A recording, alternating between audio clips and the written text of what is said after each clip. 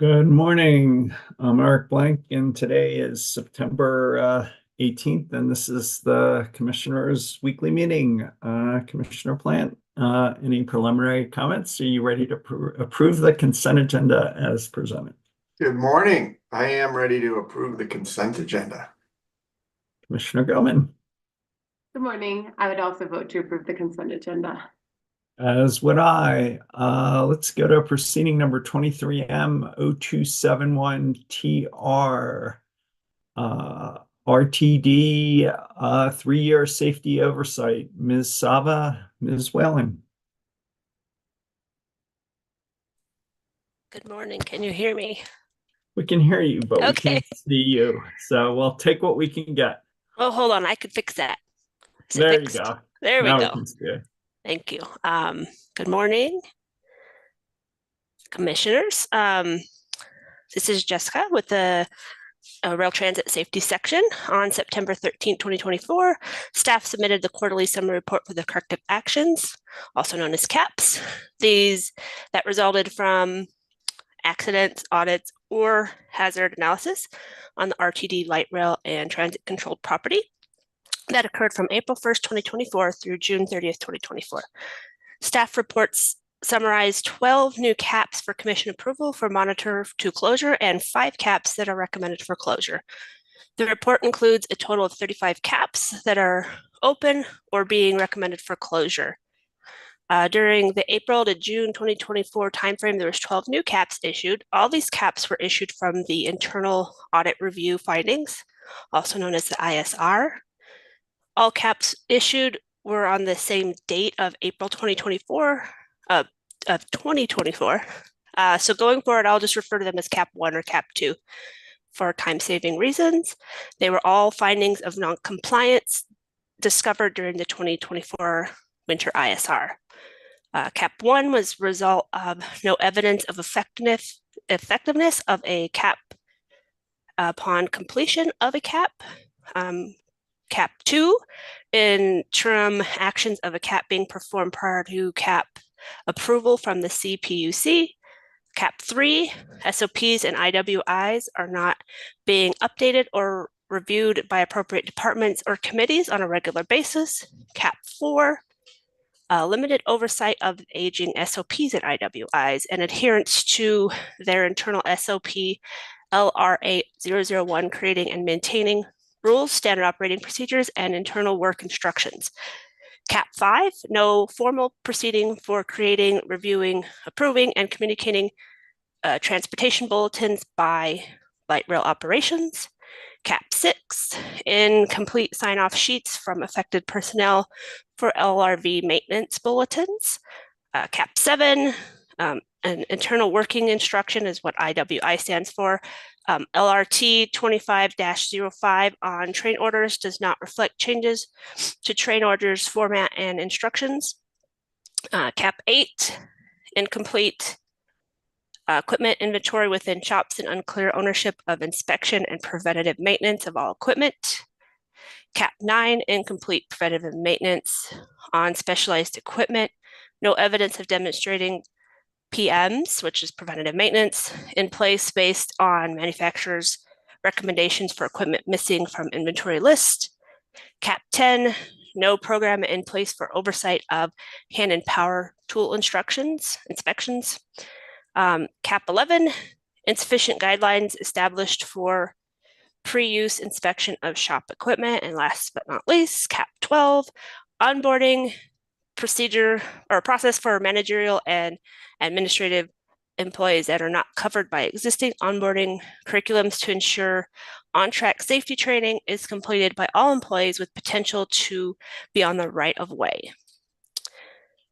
Staff has been working with RTD to review documentation and verify the implementation of the existing CAPs to determine if they have been completed and can be closed. Staff verified CAP actions through discussion with RTD, safety personnel, and reviewing documentations for the review.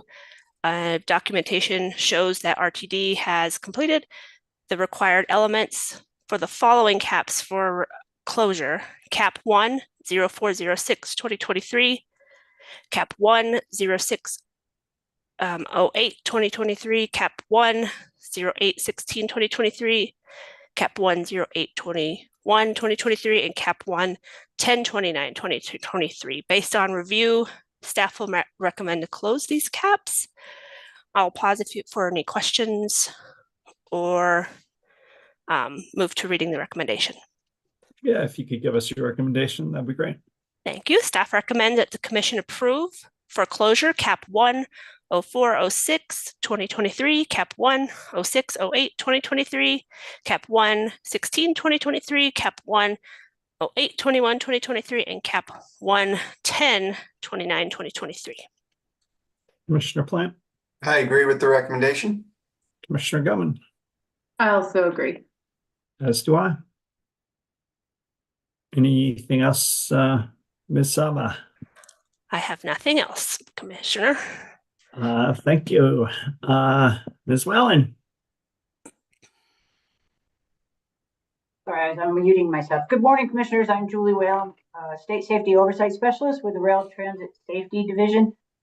I'm here today to present the Quarter 2 2024 Accident Summary Report for RTD. On September 13th, 2024, staff submitted a summary report on the investigation of 6 accidents involving RTD light rail and transit control property that occurred from April 1st, 2024 to June 30th, 2024. Staff's report summarizes the investigation and provides an analysis of the RTD accidents. There were 2 accidents that involved injuries. 1 accident involved a bicyclist and 1 involved a patron in a station. There was an additional accident involving a bicyclist, but with no injuries. 2 accidents occurred involving trespassers. No injuries associated with these accidents. 1 accident involved an automobile that failed to yield the right-of-way to the train. A citation was issued for this accident. Staff has reviewed the accident reports for the second quarter 2024 and finds they have been completed in accordance with Rule 7349.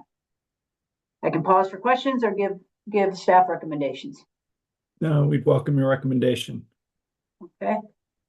Staff recommends that the commission formally adopt the investigation reports submitted by the Regional Transportation District Light Rail. Commissioner Plant, Thank you. I support adopting the report. Commissioner Gumman, I agree. as do I, and I think we can do this all by minute entry. So thanks to the both of you. Thank you. Thank you. Proceeding number 23A-0197T, Mr. Branson, Ms. McLaughlin, Emergency Service Provider Improvement Plan. Mr. Branson. Thank you. Good morning, Mr. Chairman and Commissioners. And as you mentioned, Erin McLaughlin is available as well for any legal questions that come up. I will try to make this brief, although we have a lot to cover. In a rulemaking concluded at the end of 2022, the Commission adopted a number of changes to the Commission's Basic Emergency Service or 911 rules. One of those changes was the creation of a new improvement plan process outlined in Commission Rule 2143B.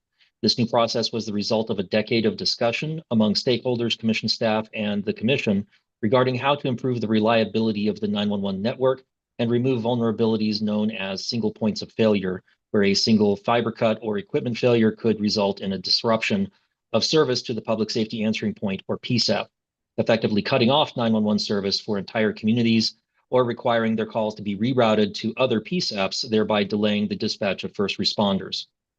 This new process required CenturyLink as the state's only basic emergency service provider to begin filing an improvement plan every 2 years, which was to consist of a slate of projects that would improve the reliability of the basic emergency service network. This proceeding represents the first time the Commission has litigated an improvement plan under this rule. Additionally, Commission rules state that the Commission will include consideration of the improvement amount when setting the state 911 surcharge for the following calendar year. The improvement amount would stay in place for 2 years to pay for the proposed projects over a 24-month period, and then either be removed from the tariff or replaced with a different improvement amount following the approval of the next BES improvement plan application. This means that although the improvement amount would be added to the tariff and paid by local 911 governing bodies, the governing bodies would in turn be reimbursed for this cost through a commensurate increase in the state 911 surcharge. On August 7th, 2024, ALJ Garvey issued recommended decision R24-0566, approving all of the proposed projects from the second revised application filed in this proceeding on March 4th of this year, with the exception of one project which CenturyLink indicated through testimony that it intended to withdraw and provided no documentation to support. The first item for discussion regarding this recommended decision is an unopposed motion to amend the recommended decision filed by CenturyLink. In the recommended decision, ALJ Garvey approved an improvement amount of $323.59 per concurrent session, which is a 911 line coming into a PSAP per month. However, on August 19th, 2024, CenturyLink filed an unopposed motion to amend the recommended decision, stating that this improvement amount was obtained from an outdated estimate that was later updated through testimony to the lower amount of $310.86. CenturyLink requests that the Commission amend the recommended decision to approve the lower amount. In exceptions filed jointly by the Colorado Council of Authorities, CCOA, and the Larimer Emergency Telephone Authority, LEDA, the filers also mirror the error pointed out in the motion to amend, namely that the figure approved by ALJ Garvey for the improvement amount was based on an outdated spreadsheet that had been superseded by additional information provided through testimony. Commission advisors agree with this adjustment to the recommended decision, as this was simply an error due to the fact that there were several different price estimates that were provided throughout the course of the proceeding, and we recommend granting the motion and the related exception filed by LEDA and CCOA. I will now pause for any questions you have and for your vote before continuing on to the rest of CCOA and LEDA's exceptions. Commissioner Plant, I agree with the recommendation. Commissioner Gilman, Also agree. as do I. Thank you. Also for your consideration today are the remainder of the exceptions filed jointly by CCOA and LEDA, which I will just refer to henceforth as CCOA LEDA, and the response from CenturyLink. The remainder of the exceptions apply to multiple projects that were approved by the ALJ, so some of these exceptions will be combined for brevity. It should also be noted that CCOA LEDA did not include a specific request for relief with each exception, although they did with some of them. I will explain these remaining exceptions by grouping them into 9 general areas raised and include my analysis for each before pausing for your discussion and vote I could do that at the end if you find that acceptable for discussion today, or if you prefer, I can pause after each group of exceptions for your discussion and vote. I think we can vote at the end. Very good. Let me And just also- check. Is that all right with you, Commissioner Plant and Commissioner Gilman? Yep. Yep. All right. We're good. Thank you, Chairman. I can, of course, pause at any time if there are questions, or if you would like to discuss, just interrupt me. The first group of exceptions, CCOA and LEDA oppose the withdrawal of a project that would build a secondary or diverse network path from Telluride to Norwood. CenturyLink relayed through testimony that it intended to withdraw this project and provided no supporting documentation for it. The decision was made after noting that to build a second path incorporating the existing infrastructure would involve using legacy network components that the company did not wish to extend the life of by adding additional components to them. The company stated that it would like to revisit this potential project in the future after further analysis. The exceptions argue that withdrawal was untimely and inappropriate and ask for ongoing reporting. Contrary to the arguments on exceptions, CenturyLink did not withdraw the application. Additionally, rules allow the Commission to approve an improvement plan, quote, in full or as modified by the Commission, unquote, end quote, meaning that the Commission is not bound to approve all projects or none.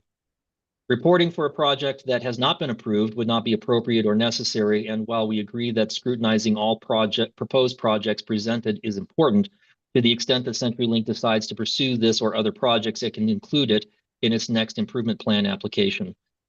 For these reasons, we will be recommending denying this exception. The second group of exceptions, CCOA and LEDA's 3rd, 6th, 10th, and 16th, and 19th exception, involve a disagreement over whether or not CenturyLink provided what are referred to in the rules as firm estimated costs for the proposed projects. CCOA and LIDA assert that the company has failed to do this because the cost estimates include a 15% capital or carrying cost adjustment and another 6% adjustment for overhead costs. ALJ Garvey rejected this argument and pointed out that in the recommended decision that the term firm estimated costs is an oxymoron, and that he was therefore interpreting this to mean to indicate costs that are somewhere between firm and estimated, and that his assessment is that CenturyLink has provided costs that fit between those two opposites. Specifically, he noted that all of the costs provided by CenturyLink were for specific amounts and not estimated ranges, and that they provided reasoning for the additional overhead percentages that they used in their calculations. In testimony, none of the witnesses could state why the 15% figure and 6% figure for various overhead costs were inappropriate or provide a rationale for an alternate estimate of overhead costs. ALJ Garvey also noted that if CenturyLink is overestimating the cost of each project, that does not equate to a windfall for CenturyLink. Under the rules, the company must provide quarterly reports outlining its revenue from the improvement amount and its spending on the approved projects. And if revenues outstrip spending, the commission has the authority to suspend or terminate the improvement amount at a future date. We agree with ALJ Garvey and would not reject any of the projects here based on arguments on these arguments and recommend denying these exceptions. The third group of exceptions are the fourth and seventh exceptions from CCOA LIDA. Grouped here together argue that CenturyLink could simply collect the improvement amount for the first 2 months of the calendar year and apply that to their overhead costs. This suggestion is not practical as the carrying capital costs are applied to the total cost of the project, which CenturyLink will recover the costs for over the full 24-month period of the plan. Requiring the company to recover its overhead costs up front before any spending of the funding on the project would delay the initiation of the project and would not reduce the improvement amount to be added to the tariff. The fourth group of exceptions are the 5th, 8th, and 22nd exceptions, which argue that there should be a cost allocation of the various projects that provide CenturyLink with partial cost recovery, but not for the full amount, or that CenturyLink should have to convert any profit realized from the projects into a reduction in the tariff rate for the local 911 agencies. We agree with the ALJ who rejected these and similar arguments, noting that in the recommended decision that none of the parties proposed a more appropriate cost allocation or recommended a methodology for determining a cost allocation. CenturyLink asserts that none of these projects would be undertaken without full funding through the improvement plan application process. We recommend denying these exceptions. The fifth group of exceptions finds CCOA LIDA objecting to a project to provide a portable generator and fuel tank trailer to serve several central offices in Central City and the surrounding region. CCOA LIDA asserts that there wasn't a clear pattern of power outages causing 911 service outages in that region, and therefore the project wasn't justified. CenturyLink noted that power outages impacting a central office are a common and known cause of PSAP service disruptions. The Central City Central Office serves 2 PSAPs in Gilpin County, both of which would be out of service in the event of an extended power outage. Advisors note that CCOA LIDA's argument seems to be based on a misunderstanding that a past pattern of outages is a requirement for a project to be proposed in a BES improvement plan, when in fact it is one of 5 criteria that in the Commission's rules for a proposal of a project, any of which are sufficient justification for the project. And we would again agree with the ALJ who approved this project to further ensure reliability and resiliency of the system based on the record here. We recommend denying the exception. The sixth grouping, CCOA's LIDA's 11th, 12th, and 13th objections regard a project to replace outdated Sonnet ring technology with Ethernet. CenturyLink reported through the course of this proceeding that 47 separate PSAPs, which is over half of all of the PSAPs in the state, are vulnerable to an equipment failure in Denver due to the reliance of those PSAPs on outdated Sonnet technology, which operates out of Denver. Ethernet is a distributed technology that would not result in the outage of an entire network due to isolated failures. This project would transition those 47 PSAPs from Sonnet ring network to Ethernet, removing this vulnerability. CCOA LIDA asserts that because there has never been a failure of the Sonnet network resulting in outages to those 47 PSAPs, then this project is unjustified. CCOA LIDA also additionally argues that CenturyLink is slowly replacing the Sonnet with Ethernet already, as equipment fails and must be replaced. CenturyLink responded that transitioning PSAPs from the SONET ring to the Ethernet through the normal course of business would take years or decades. If funded through the improvement plan, however, it would take place over the course of 2 years. We agree with the ALJ's findings that the system is not required to fail before needed improvements are made. The project here, it not only meets the requirements in the rules, but the vulnerability addressed could avoid an outage to over half of all of the PSAPs in the state simultaneously. We agree with the ALJ in approving the project to resolve this vulnerability as quickly as possible and recommend denying these exceptions. The seventh area of exceptions regards a misunderstanding of the recommended decision. Specifically, as part of the Ethernet upgrade project, CenturyLink also requested that the ALJ approve an ongoing monthly recurring charge, or MRC, of $24.25 per concurrent session per month to pay for the ongoing maintenance costs related to last mile diversity. This MRC would be permanent, not confined to the 2-year period of the improvement plan. CCOA LEDA argues that this was not part of the original application or the revised application, and the ALJ did not clearly state the amount of the MRC that he was approving in the recommended decision, and for those reasons, they asked that this not be approved.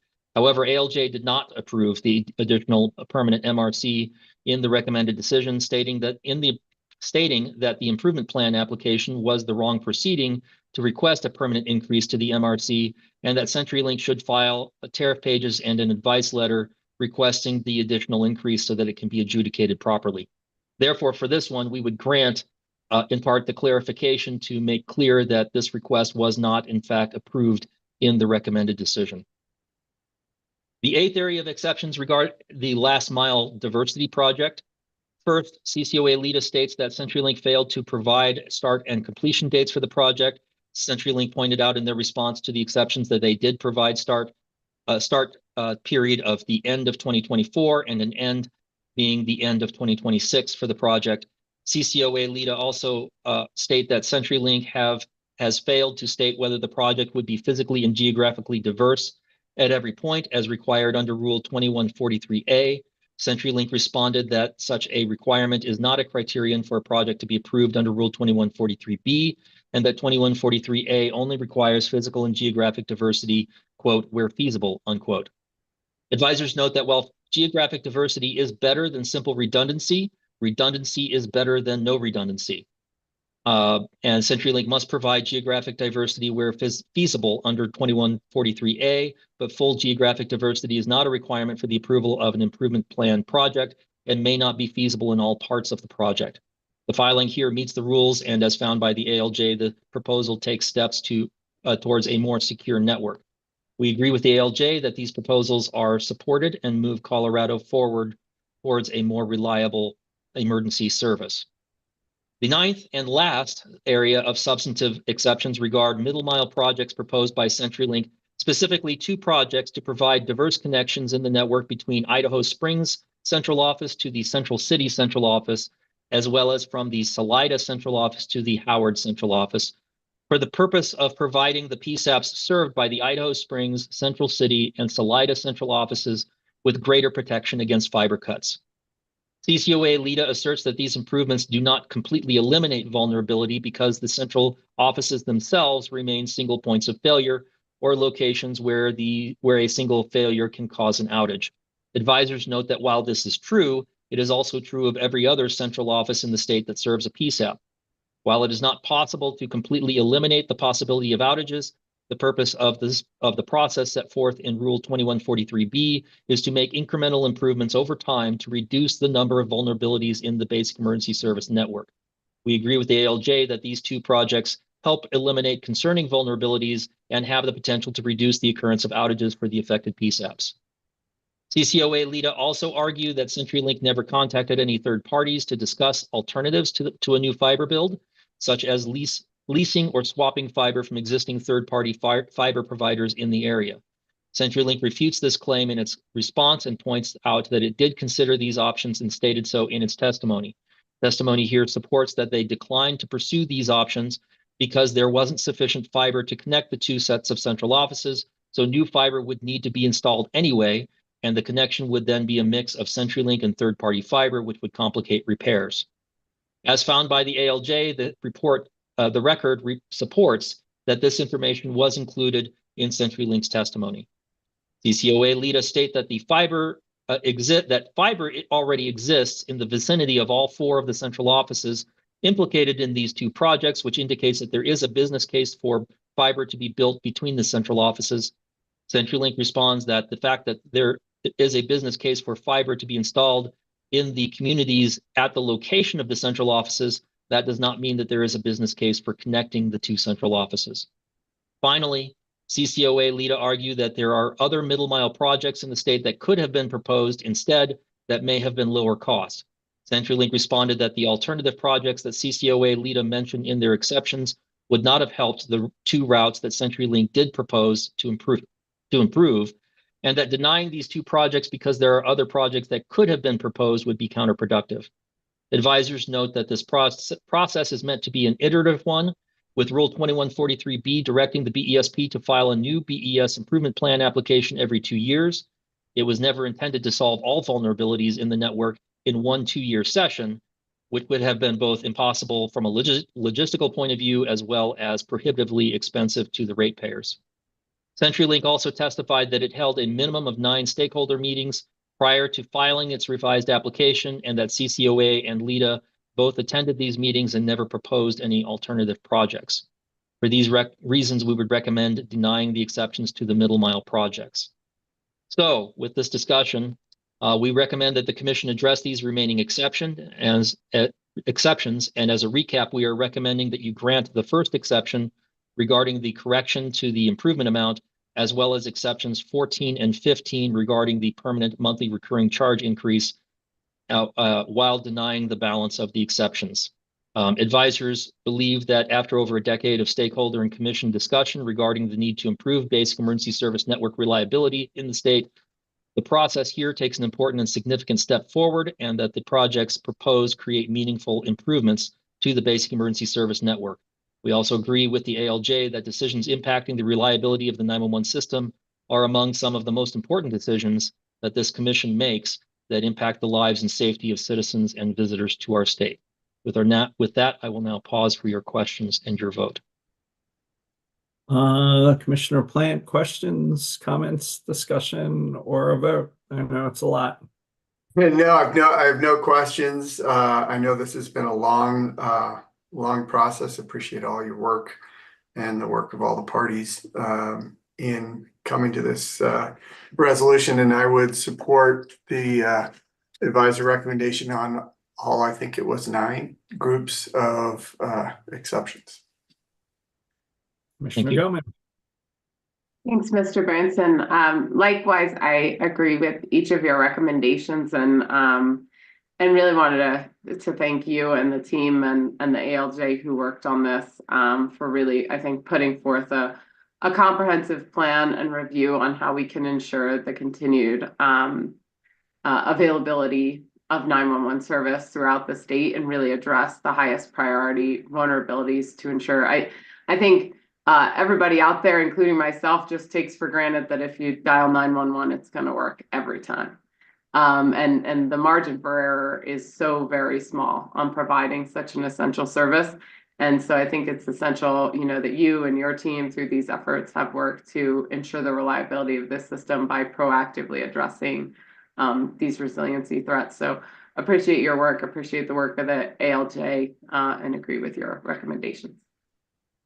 And I just echo those comments, add my appreciation to theirs, and also say it's a big deal, and thanks for everything you're doing, and that can be an ABC order consistent with your recommendations. So thank you, Mr. Branson. Thank you. Proceeding number 24M-02290, Ms. Ray, Ms. Ruett. Good morning, Commissioners. Megan Ruett with your telecom staff, joined by Gladys Ray.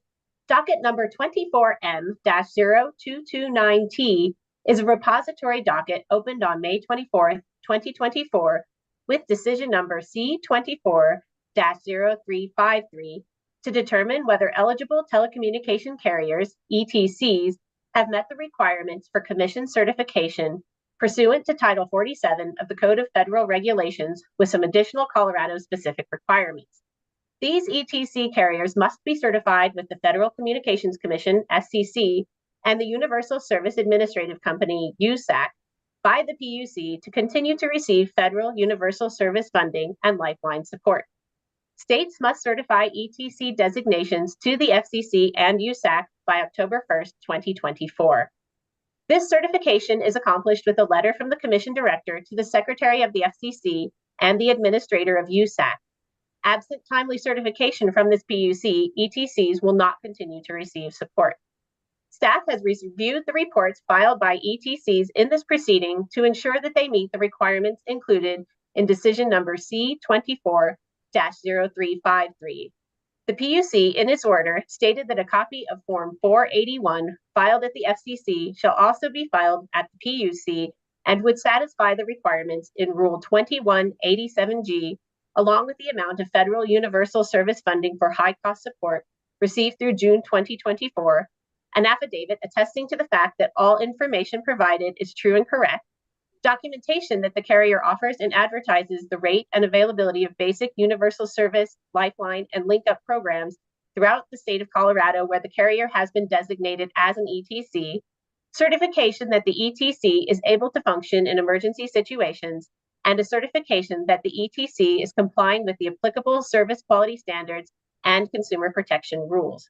Staff also reviewed company-specific financial information from some of the ETCs from their 2023 annual report filed with the PUC, information such as general support expenses, operating taxes, network operations, and corporate operating expenses, ensuring the proper use of federal universal service support received by the ETC in 2023 and its planned utilization in 2025 to facilitate service provision, including investment and maintenance.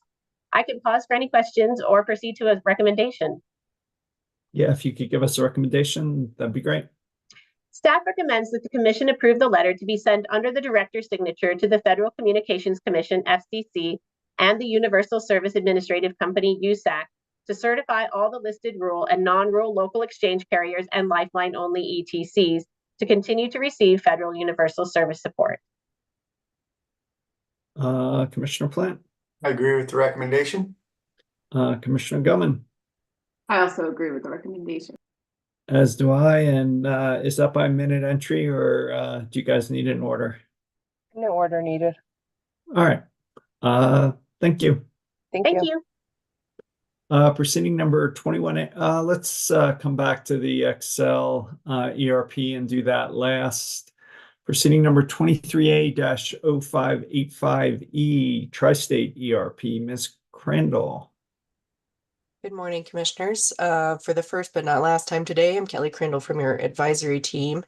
I'm here this morning to provide a brief update on progress regarding the application of Tri-State Generation and Transmission Association for an Electric Resource Plan, or ERP. Just as a reminder, this is for discussion purposes only. There's no decision item today.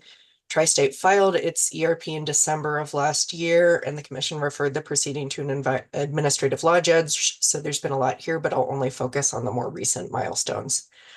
On June 27th, a motion was filed that included a comprehensive unopposed settlement agreement for which there are numerous parties, including Colorado Rural Electric Cooperatives, state agencies, local governments, nonprofits, and renewable energy developers, and there are other entities that didn't oppose the settlement. Among other factors, the settlement addresses a January 1st, 2028 retirement date for the Craig 3 coal unit, commitment to retire the Springerville 3 unit in 2031, subject to federal funding, commitments regarding how to treat Tri-State's application for new era funding from the U.S. Department of Agriculture, changes to bid security requirements, and significantly a workforce transition and community assistance package for the city of Craig and Moffett County, which includes $5.5 million annually from 2026 to 2029 into an economic development fund administered by those communities, a range of $1 to $7 million annual property tax backstop payments that would also go into an economic development fund, but which could be offset by revenues from other projects, and other commitments around water rights, local economic development, and locational adders and preferences for gas plant siting. Judge Segev hosted 2 public comment hearings in July, one virtual and one in person in Craig, Colorado, where numerous commenters provided support for the settlement agreement and particularly for provisions related to community assistance. On August 22nd, the judge issued recommended decision R24-0602, approving the application as amended by the settlement agreement. No exceptions were filed, and that became the recommended decision of the commission. So now the process is moving into phase 2, through which Tri-State will issue requests for proposals and bring back a preferred portfolio of resources for the commission's review. Tri-State filed an informational update on its RFP due to progress on pursuing USDA funding. Given this, we're currently anticipating the commission's review of the solicitation results would probably be happening in the second quarter of next year. So with that context, I turn it over to you all to further discuss the proceeding. Yeah, thank you, Ms. Crandall. I asked this to be put on the agenda because I wanted to learn more about the outcome and to recognize Tri-State and a diverse group of distribution utilities, local community, customer, state agency, just transition, and environmental groups for finding a common path forward, as well as thanking the ALJ. For me, it's a really good outcome, which I'm pleased to see and be part of. Finally, I just saw that Tri-State is a finalist for hundreds of millions of dollars in federal funding support for clean energy investments by rural co-ops. So these issues, particularly the community assistance package, which could have been quite divisive through this ERP process and negotiations, now appear to be on a highly productive path. So just wanted to get this in front of us and, like I say, personally thank Tri-State, the utilities, and the parties for, working together and putting us on a nice path forward. So maybe more fights to come, but pleased to see where we're at. I don't know, Commissioner Plant, if you have any comments, thoughts, or thinking you'd like to share. Yeah, well, I would just echo your comments, Mr. Chairman. I'm pleased to see the parties coming together like this, and particularly the community assistance program. I mean, we're in the middle of this transition, which is extremely disruptive for these communities, and there's a lot of property tax and income that is dependent on the facilities that are located in these communities. And I know that the communities have been meeting and developing, community transition plans, and the economic assistance that is coming to those communities through this agreement, I think will be substantial, significant, and really assist those communities in charting a path forward. So I would share your congratulations to the parties. Commissioner Gilman. Likewise, happy to see a good news item just for us. Yeah, exactly. You're right. That's great. But really, I want to thank Tri-State as well as all of the parties here for really pushing us forward and finding some common ground and a path forward, and certainly hope that Tri-State is successful in achieving a really high level of federal funding to help advance their goals and the interests of their members. So very much appreciate the update, Ms. Crandall, and seeing this on the agenda, and hoping things pan out well as they move forward in their plan. We'll see you later, Ms. Crandall, as we talked about, no vote. Proceeding number 24AL-0275E, Mr. Davis, scheduling comment hearings in the Black Hills electric rate case. Good morning, Commissioners. I'm Ron Davis of the Commission's advisory staff. As you know, Black Hills Colorado Electric filed a rate case in June. The company is requesting an annual revenue increase of some $37 million above its current base rate revenue of $180 million. This is the company's first electric rate case since its Phase 1 rate case in 2016 and Phase 2 rate case in 2017. Black Hills estimates that implementation of its proposals in this case could result in an increase in average residential bills of about 18% and a 10% increase in small commercial bills. At its weekly meeting on August 21st, the Commission established a procedural schedule that culminates in an evidentiary hearing in early December. That schedule was proposed by Black Hills and the intervening parties. The proposed schedule presented by the parties also included dates for in-person public comment hearings. However, the proposed dates for those sessions posed scheduling conflicts. Today, I'd like to propose new dates for in-person public comment hearings in Pueblo, Colorado and Canyon City, Colorado. And I'd also like to propose a remote public comment hearing during the already scheduled evidentiary hearings in early December. Specifically for Pueblo, there'd be 2 sessions, 5 to 8 p.m. on Tuesday, October 29th, and 5 to 8 p.m. on Wednesday, October 30th.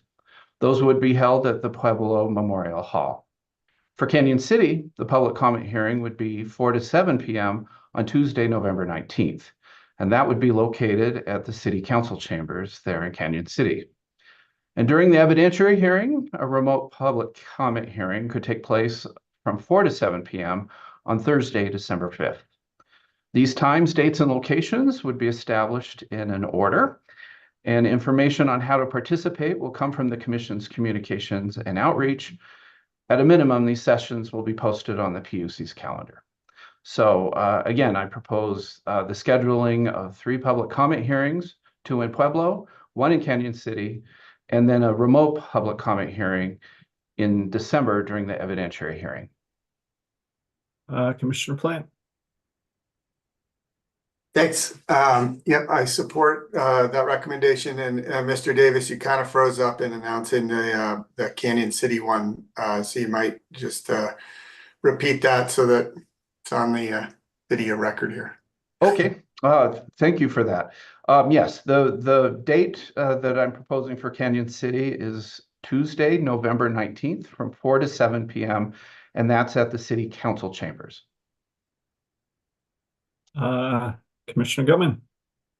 Thanks, Mr. Davis.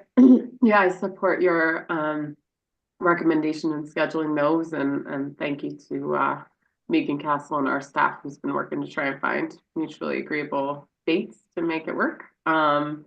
Yeah, agree with your recommendation. Thanks. As do I. I'd echo Commissioner Gilman's thanks to Ms. Castle and the team, and say that could be an ABC decision scheduling the public comment hearings. Anything else, Mr. Davis? No, not on this item. Thank you. Thanks.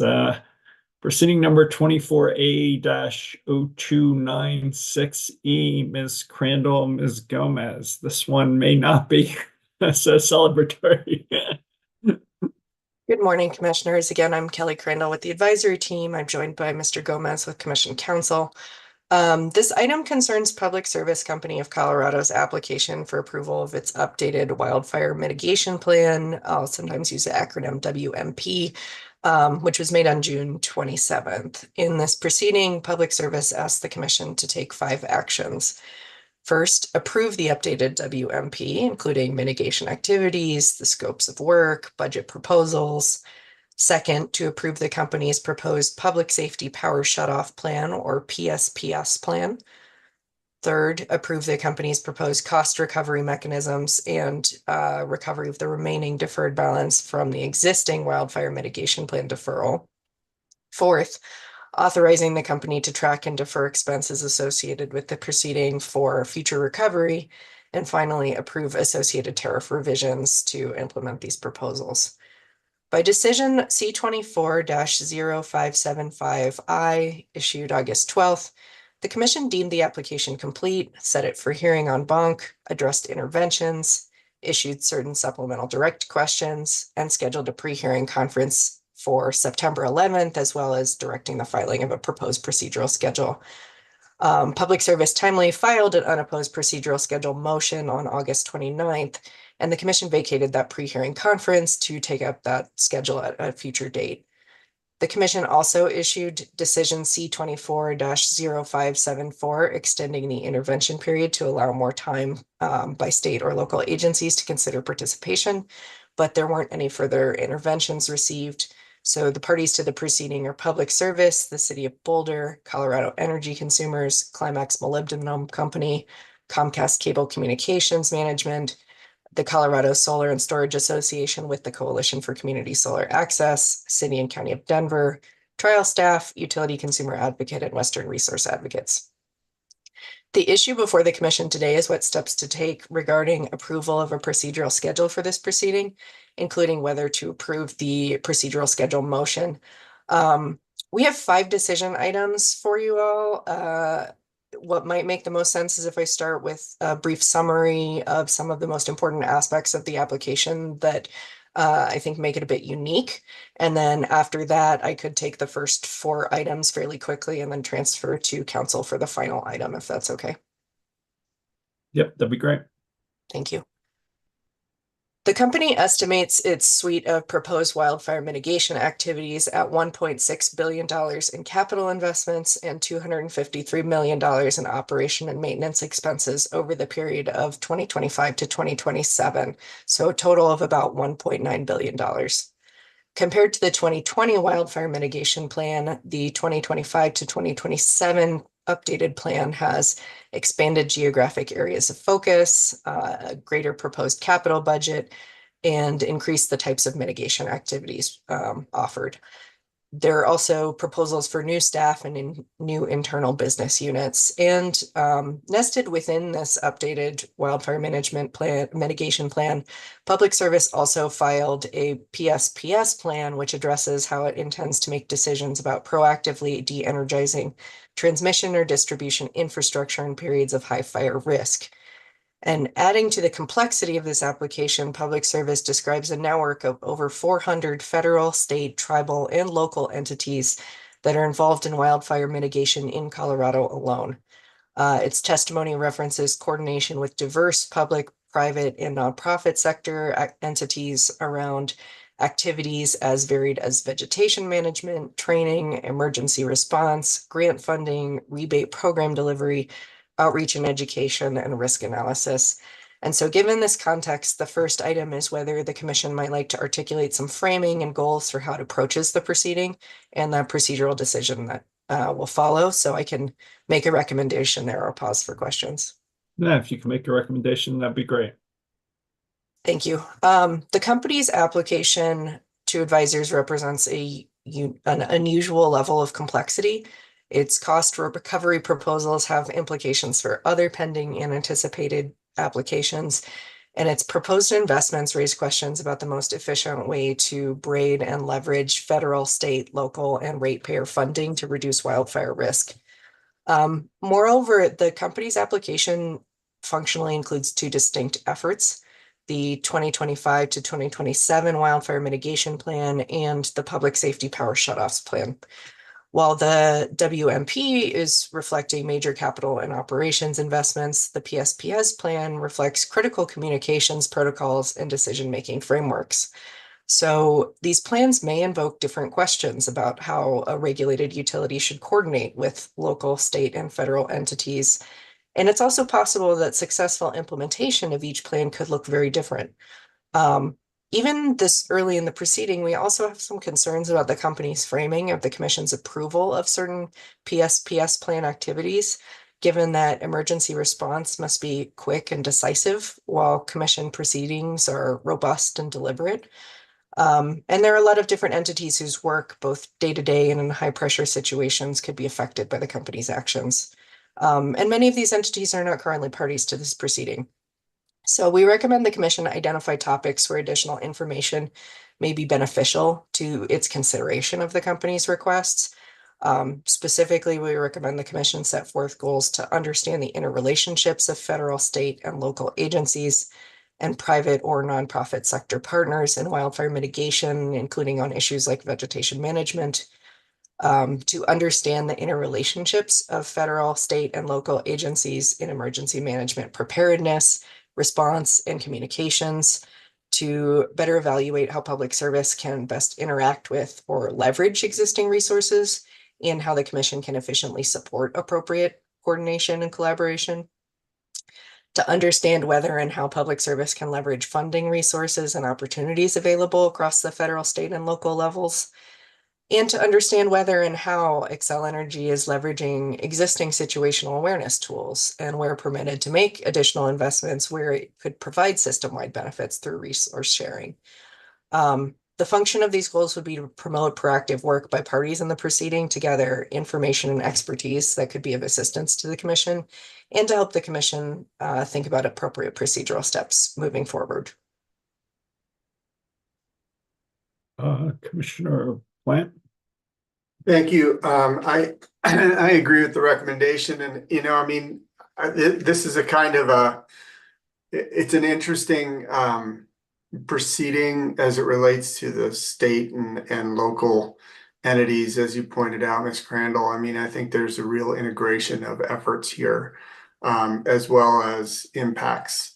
And I didn't hear any in your list of the intervening parties, any of the state entities. Obviously, this is maybe outside of the energy office, which we usually have as a state intervening entity, but I don't think there was another entity at the state level that deals with, wildfire risk and wildfire preparedness intervening. And, I think that there are areas where, the utility policies that we adopt here have impacts across the state around economic development or around, emissions reductions and things like that. This is also a very critical area where the state has a great deal of interest and a great deal of effort, and it impacts, most of our communities around the state. And so having some mechanism for their input and involvement as we consider the WMP and the PSPS, I think is really important. Yeah, I just say it's not just the state agencies. We've got all these local emergency managers who also are not parties to the case. Somehow we gotta find a way to get their input too. But totally agree, Commissioner Plant. Commissioner Gilman?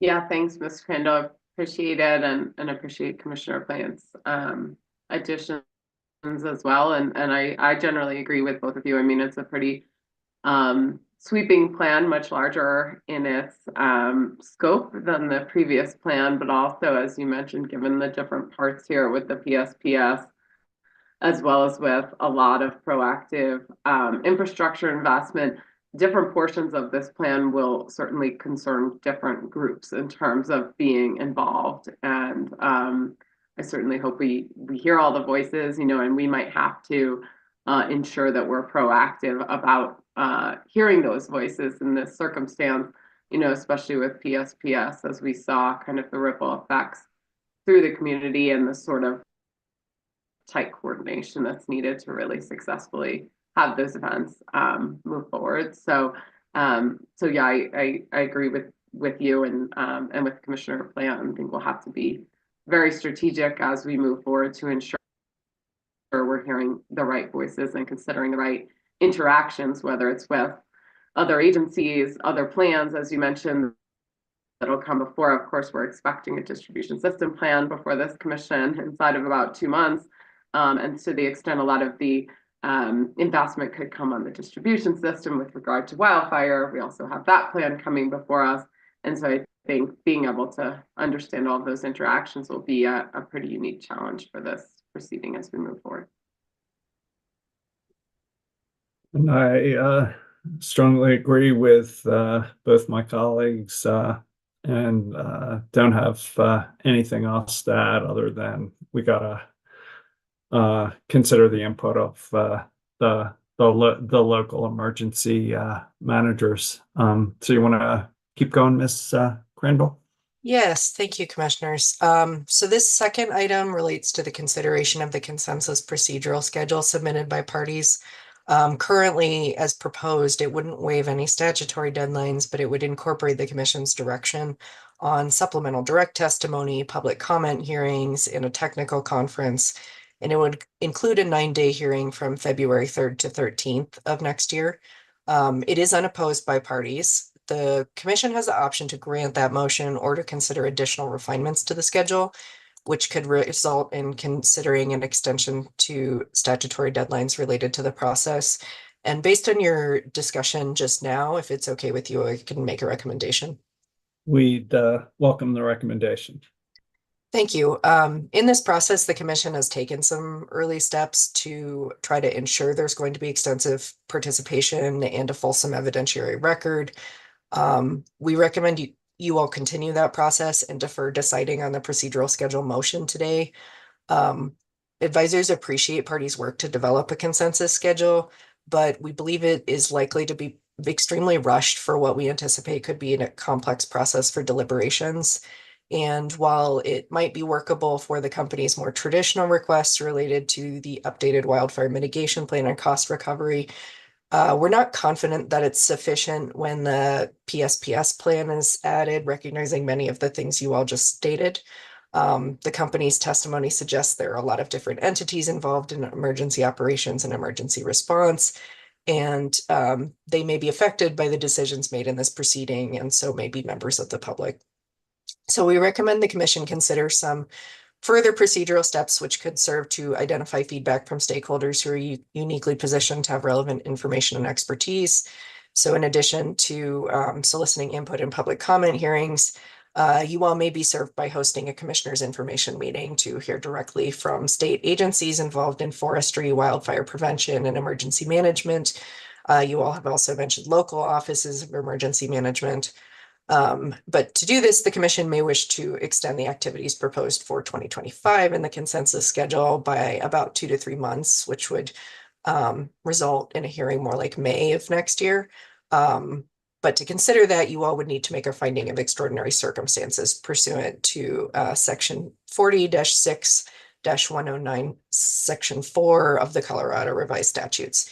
So if you all agree with the recommendation to defer deciding on the procedural motion at this time and consider these additional steps, I can make a recommendation on the finding of extraordinary circumstances, the process for that. That makes sense to me. Are you all right moving forward to the recommendation on the process for reaching an extraordinary circumstances finding, Commissioner Plant? Yes. Commissioner Gutman? I am. Ms. Crandall? Thank you, commissioners. So previously, the commission had vacated the pre-hearing conference set for September 11th to more robustly consider the motion in the schedule. Advisors recommend the commission reschedule a pre-hearing conference for Tuesday, October 1st from 1 to 3 p.m. The major purpose of the pre-hearing conference would be to discuss whether the commission should make a finding of extraordinary circumstances, which would then allow it to extend the procedural schedule for a further 130 days to accommodate this minor adjustment. Commissioner Plant? I agree with the recommendation. Commissioner Gutman? I also agree. As do I. Thank you. The next item I had was whether you wish to direct the company to file additional supplemental direct testimony. The commission had previously issued one set of supplemental direct testimony by decision C24-0575I and stated it may make further requests. The proposed procedural schedule has supplemental direct proposed to be submitted on October 10th, which is why I raised this today. However, is this an item that you all would like to take up today or move to a different meeting? I'm not prepared to offer any additional supplemental direct testimony, but maybe you guys are, since Ms. Crandall brought it up. Commissioner Plant, do you have additional supplemental direct testimony you'd like to see? I will likely have some additional supplemental requests, but I don't have anything prepared for this morning. Commissioner Gutman? Sounds like we're all in the same boat, I think, because we've all been in the same hearings for 2 weeks straight. Yeah, likewise, I'm not prepared to say there is nothing additional that we need to know. It's a massive application with a lot of implications that are important to think through. But I have just simply not gotten the opportunity to get as far into it as needed to identify if there are specific issues that I would be interested in pursuing. All right, so if you could just bring this back in the coming days and weeks, that'd be great, Ms. Crandall. Thank you, commissioners. I will table that and pass you all to Mr. Gomez for the final item. Mr. Gomez. Yes, good morning, commissioners.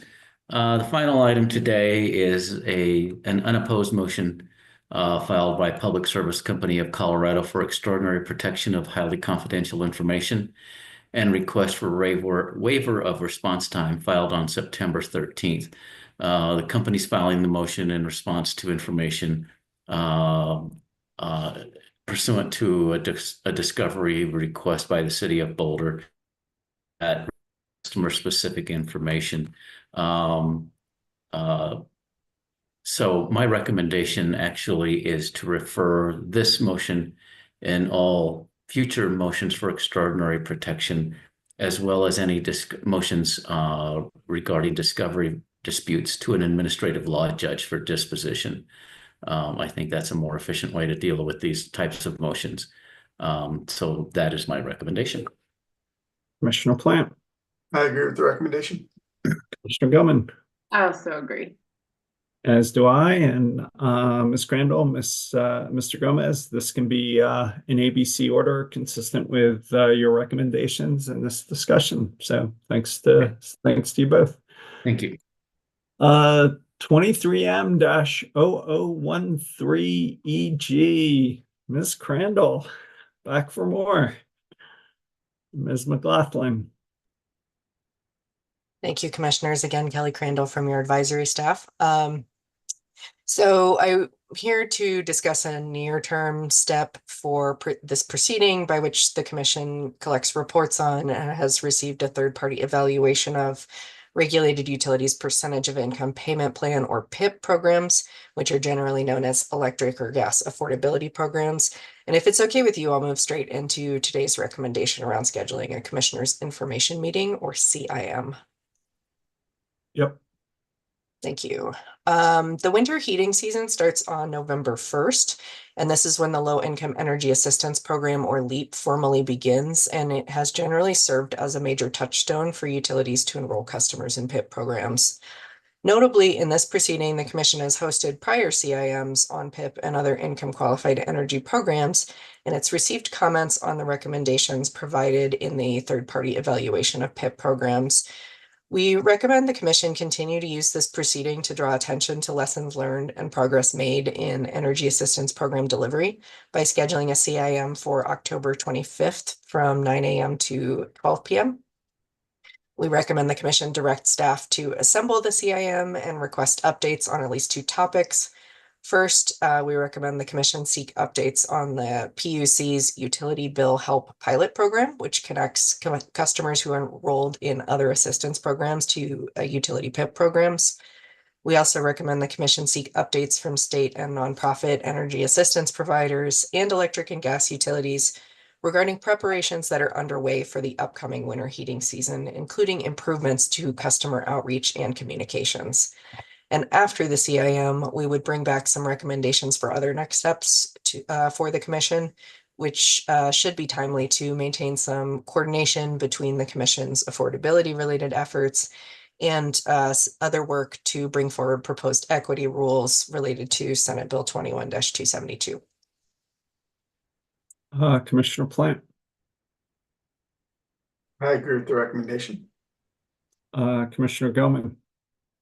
Yeah, thanks, Ms. Crandall. I think this is good timing to put this back front and center at the beginning of the heating season.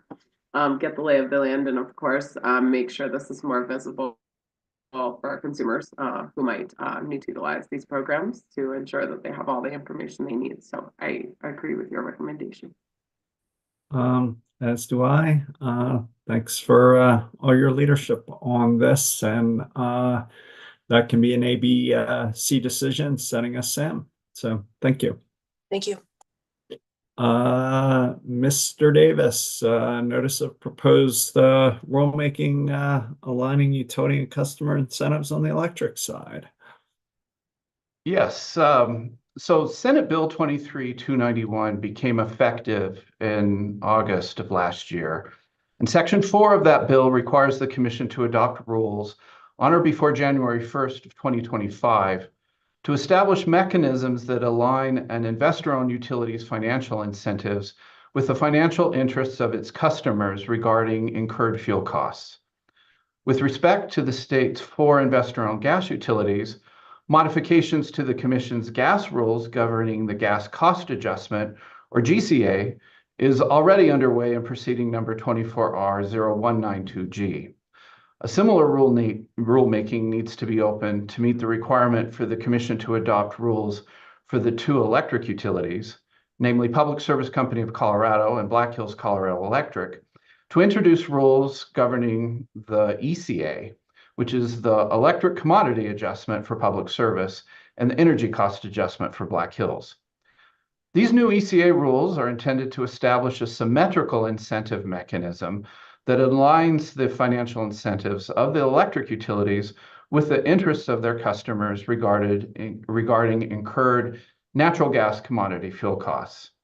In addition, Senate Bill 291 requires the Commission to consider mechanisms to improve electricity production cost efficiency while minimizing fuel costs, pursuant to Section 40-3, 122A.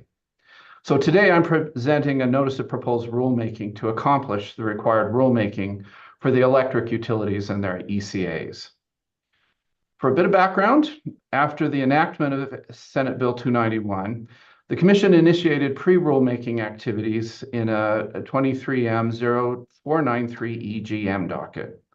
As part of the decision launching that pre-rulemaking, the Commission suggested that after a review of various risk mitigation mechanisms used in other states, an approach used in Hawaii might be suited to Colorado with certain modifications. The Commission put forward an approach for Colorado and solicited comments from interested stakeholders.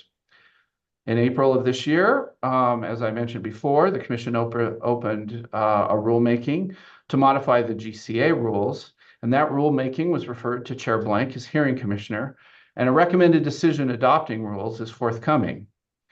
The proposed ECA rules that I'm going to present now are modeled after the GCA rules that were set forth in the NOPR for the GCA rulemaking. It's expected that at the end of this year, prior to the January 1st, 2025 deadline to promulgate both ECA and GCA rules, the Commission can achieve any required consistency in the final financial incentive mechanisms that are intended to align those financial interests of customers and the utilities. I'll go into very briefly with the proposed rules that I propose to be attached to the NOPR. First, the proposed rules would introduce a new section within the Commission's rules regulating electric utilities titled Gas Commodity Fuel Cost Recovery and Electricity Production Cost Efficiency. Rule 3850 would state that the purpose of these new provisions are in accordance with Senate Bill 291. Rule 3851 would define 3 terms: Gas Commodity Fuel Performance Incentive Mechanism, or the EGPIM, the EGPIM total gas costs, and the EGPIM total gas quantity. Rule 3852 would lay out the proposed Gas Commodity Fuel Performance Incentive Mechanism as contemplated in Senate Bill 291. All utilities would be required to include the EGPIM in their ECA filings. The deadline for the utilities to file necessary tariff sheet revisions to introduce the EGPIM would be in another rule. Proposed paragraph 3852C would set forth the symmetric sharing mechanism that would be the centerpiece of the EGPIM. And this would again be modeled after the similar incentive mechanism that was included in the Commission's NOPR opening the GCA rulemaking. And again, the purpose of this EGPIM is to help smooth the volatility and capture the directionality of gas prices by sharing a percentage of gas costs with the utility instead of all costs being passed through directly to the customers. Additional provisions within the proposed rules would address reporting and disclosures, primarily with respect to the ECA filings. And there would be a rule that would state that the Commission may examine the implementation of this EGPIM in the utilities' established prudency review mechanisms for their ECAs.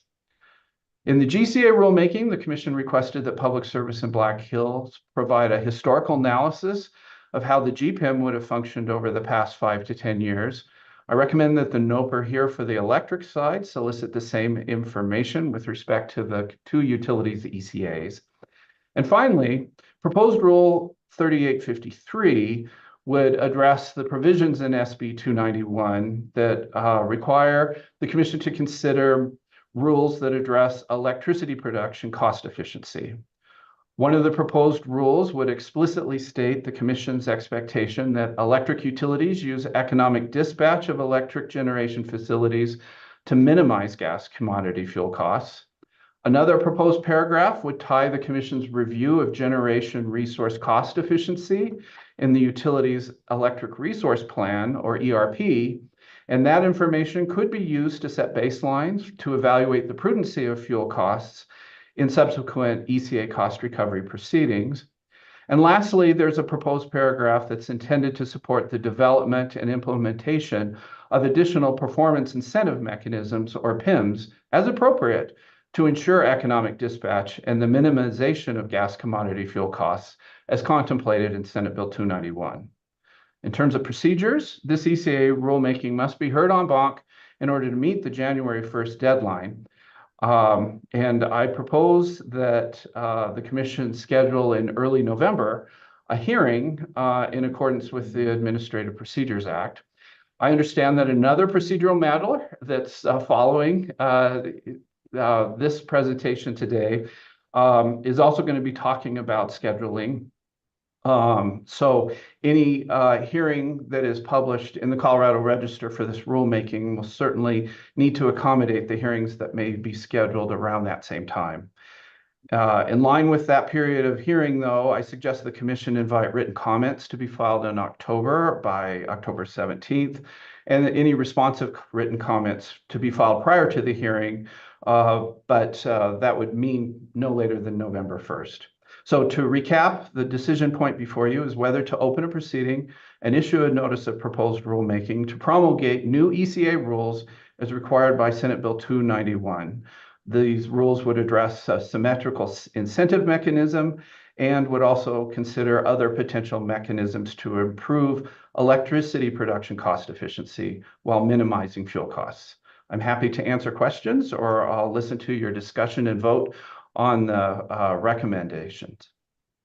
I guess I'd just start off with a quick question or a request for confirmation. It sounds like we'd match the sharing mechanism, sharing percentages in the GCA rules of, I think it was 95 and 5%, subject to a 40 basis point cap. Is your recommendation to keep the same thing in these ECA rules, at least as the starting point? Yes, that is exactly my recommendation. When the Commission considers comments and takes comments, oral comments at the hearing, that will be done in the context of the same party's review of potential modifications to those numbers in the context of the GCA. And in the event the Commission thinks there should be consistency or differences, that can all be resolved in December, when exceptions are taken up and final rules are adopted. Well, thanks for bringing this forward and keeping us on track, Commissioner Plant. I agree with the recommendation. Commissioner Gellman? Yeah, thanks also for moving this forward, Mr. Davis. One question for you. Do you have any kind of planned questions that you expect commenters to respond to, or it's kind of open field for essentially their response just to the no process? It's open field, but if the Commission wants to address a particular question, we can certainly add that to the NOPR. Yeah, well, curious on people's persuasion if this is just a verbal question or if it makes its way in. But looking at 291, it speaks to fuel costs, and I think the proposal here is just about gas fuel costs. Look, the last coal plant in the state is scheduled to retire 2030. Is it worth the effort? Is it worth the involvement to look at other fuels. I just anticipate this could or might come up, so it might be helpful to have any comments people have with regard to if addressing specifically natural gas fuel costs is sufficient in terms of addressing incentives for fuel costs. But curious all of your thoughts, especially given the complications. I mean, we've got operational restrictions already on Unit 3 in Pueblo and a lot of impending retirements. So just curious if we want to solicit comments with regard to the inclusion. Yeah, I like the idea of putting some questions in the NOPR and seeing what the parties say. I think it's going to be very tough to get rule language by the end of the year to address it. But building a record about whether we do or don't want to do that, I think is really useful.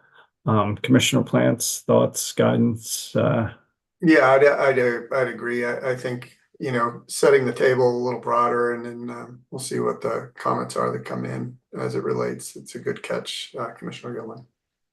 Yeah. So I think it's probably just a solicitation of comments specifically on if other fuel costs should be addressed, and if so, how would commenters suggest that's done, and how does that relate to probably also the complications of operational restrictions and impending retirements.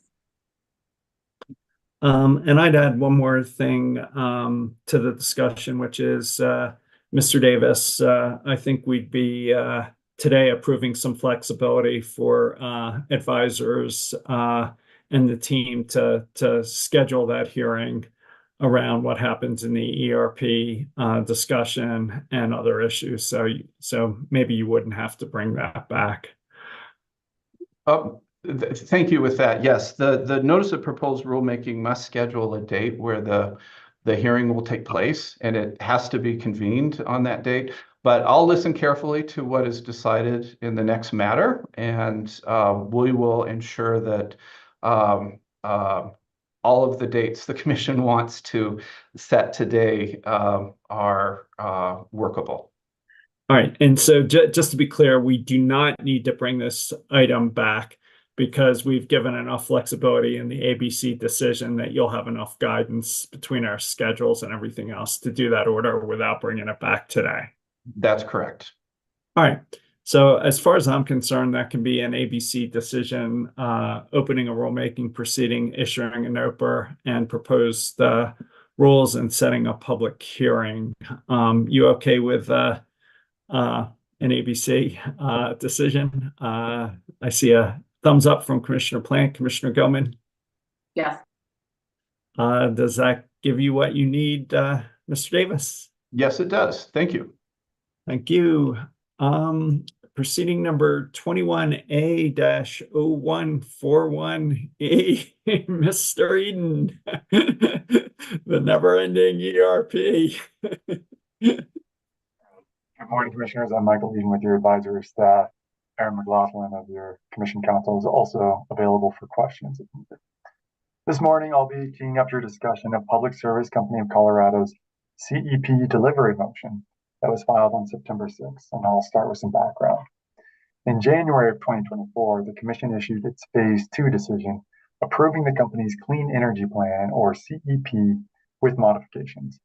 Among other things, the Phase 2 decision authorized Public Service to pursue the acquisition of numerous storage and generation resources included in the alternative portfolio with further due diligence and contract negotiations. For each utility-owned generation and storage project in the alternative portfolio, the Phase 2 decision established a cost to construct performance incentive mechanism, or PIM, to incentivize Public Service to build the project at or below budget. Although the alternative portfolio contains numerous resources, as part of this larger ERP CEP proceeding, the Commission also approved the concept of a Pueblo Just Transition Solicitation, or Pueblo JTS, in which Public Service is anticipated to acquire additional resources for the time period beginning in 2029. On July 12, 2024, the company filed an unopposed motion to delay the filing of the Pueblo JTS. It was in this filing that the company explained that it is having issues delivering the projects within the alternative portfolio.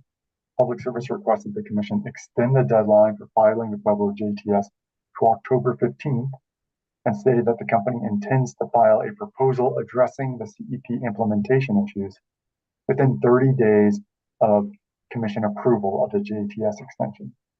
The Commission approved the Pueblo JTS extension on July 17th. The Public Service did not file the CEP delivery motion at issue today until September 6th, approximately 51 days after the Commission approved the JTS extension. At a high level, the CEP delivery motion, in the CEP delivery motion, Public Service argues that global and national geopolitical and market forces require some adjustments to the CEP to ensure that the projects contemplated in the alternative portfolio can move forward. Public Service categorizes its request into three components, which I'll attempt to quickly summarize. Component one consists of a two-stage process in which renewable and storage projects could request price flexibility. Under this process, developers, including the company, could submit requests to a newly appointed independent auditor, or IA, to increase the price of their projects based on things such as unexpected supply chain difficulties, recent changes in tariff policy, or future changes in federal law. Component two addresses the thermal resources contemplated in the alternative portfolio. For instance, Public Service requests the Commission approve the proposed replacement of bid 235, which was included in the alternative portfolio but subsequently failed. The company also seeks authorization to not include the selective catalytic reduction, or SCR, system that it originally planned for bid 989, which is a 200 megawatt gas unit that the company would own. And lastly, Public Service seeks assurance that it can move forward with the company-owned thermal units under increased cost estimates, and that the baseline for the cost to construct PEMs will be adjusted accordingly.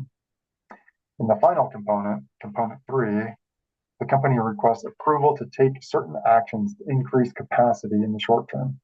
Specifically, the company requests a PPA extension for bid 1061, a PP extension for the Plains End, which is a 219 megawatt unit with a PPA that expires at the end of 2027, and the expansion of the interruptible service option credit in an attempt to increase demand response capacity.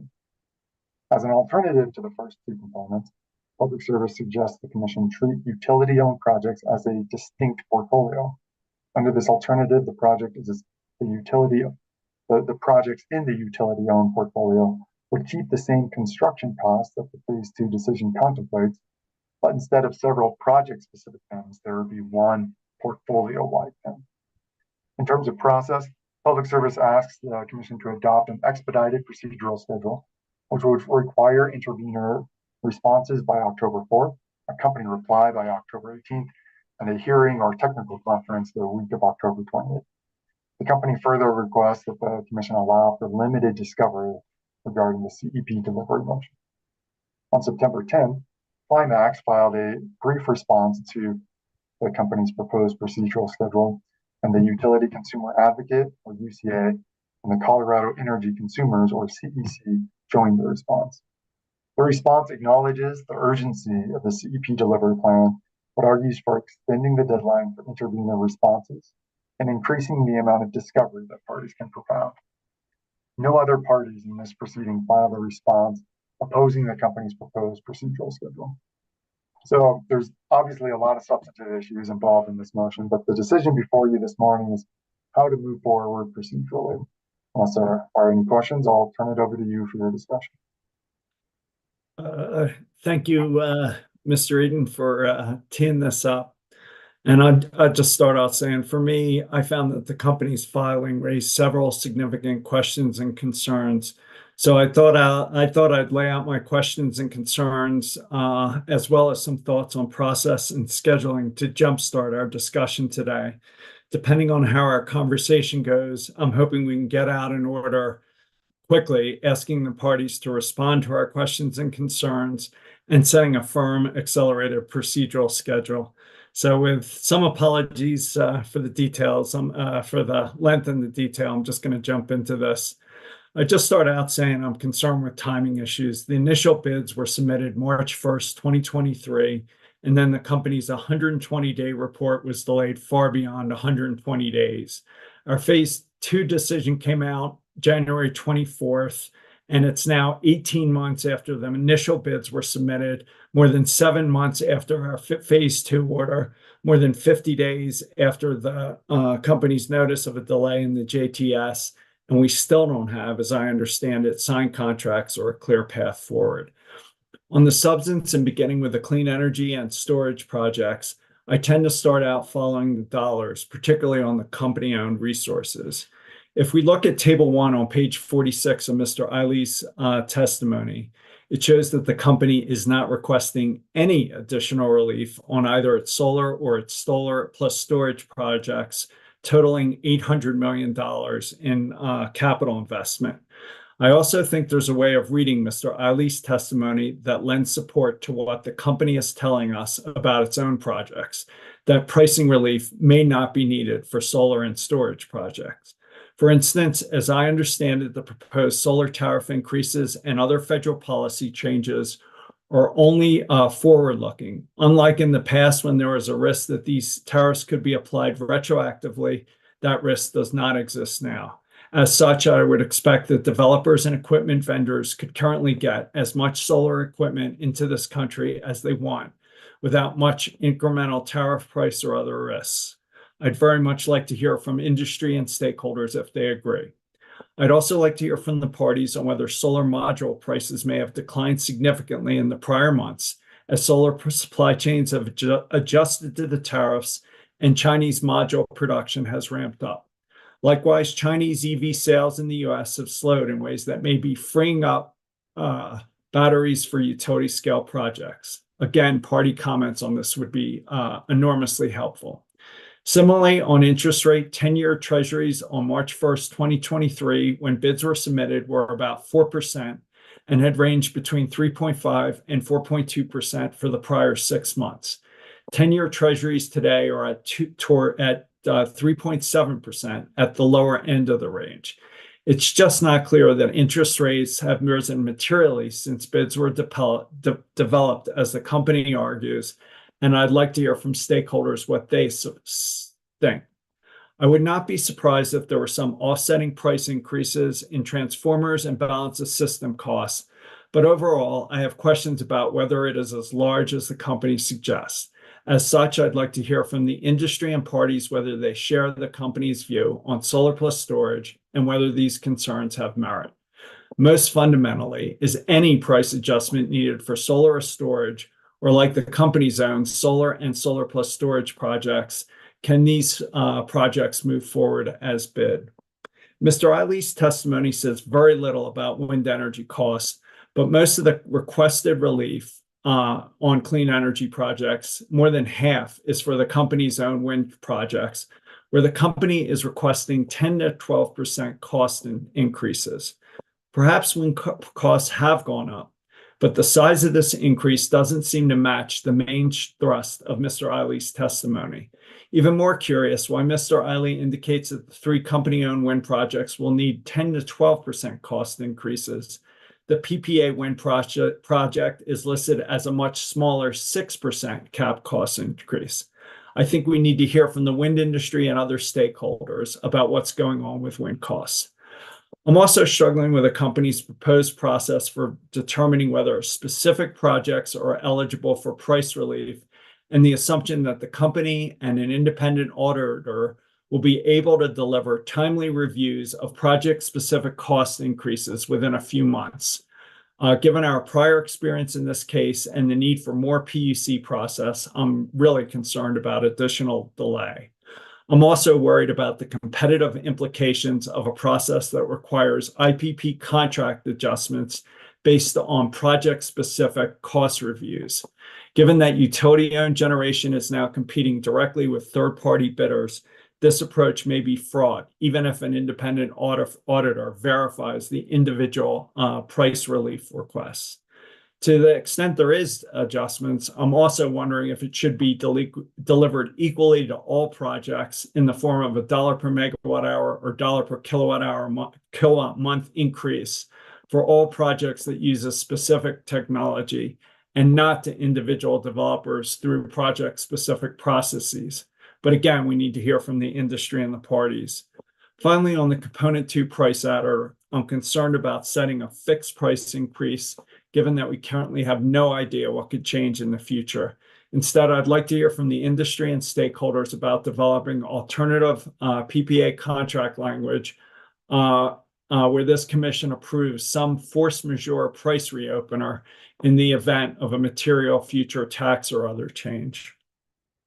On the thermal proposals in the ISAC expansion put forward by the company, I would keep them in the same process as the clean energy projects as the company proposed in its initial motion. In the response motions filed last week, no party objected to this integrated approach. And in an all-source integrated resource planning effort, it just makes sense to me to consider all project options at the same time in the same process. On timing, I'd suggest we find a compromise between the company's proposed schedule and the changes requested by Climax, CEC, and UCA that strike a balance between quickly addressing time-sensitive issues and making sure stakeholders have adequate time to prepare thoughtful responses.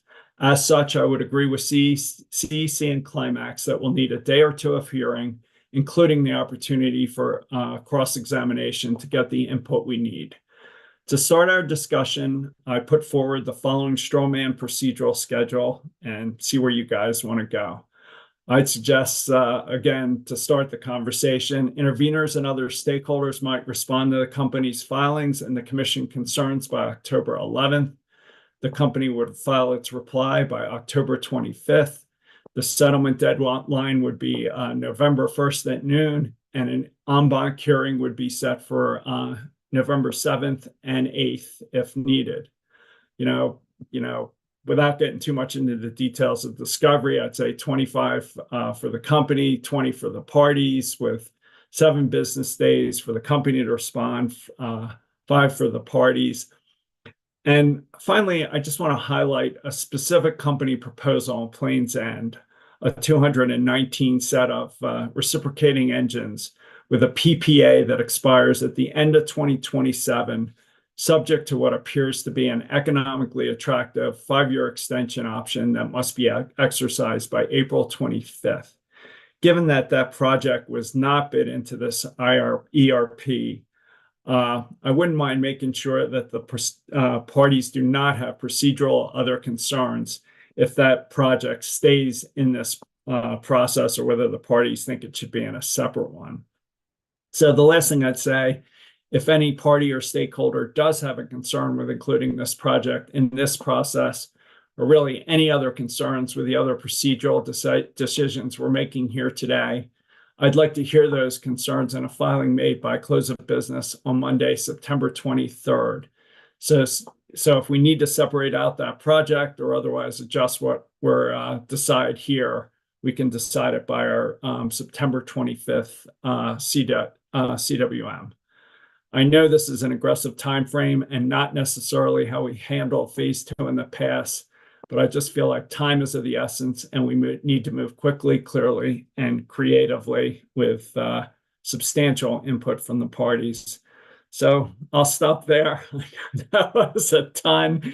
And I just will turn it over to both of you to take it anywhere you want to go. Concerns, timing, schedule. I just throw that out as a starting point for the discussion. So I'll start with you, Commissioner Plant, turn to you, Commissioner Gilman, and wherever this goes, we'll follow it. So Commissioner Plant. Yeah, no, I appreciate the recommendations you put forward, and it makes sense to me. The High Plains one is the one that you would put the accelerated time frame of next Monday and Wednesday getting a consideration. Is that right? Yeah, not so much to address the substance, but to decide if to really hear if the parties have any concerns with a project that wasn't bid into this process, getting regulatory approval in this process. So that seemed to be, council was concerned about that. The company was fine with it. The parties didn't object. but I don't want to get into November and have due process concerns over that project, given that there's a binding deadline on the back end. So I was thinking by Monday, COB, we'd hear any concerns on that project or anything else we do today, so we don't get too Yeah. far down the path.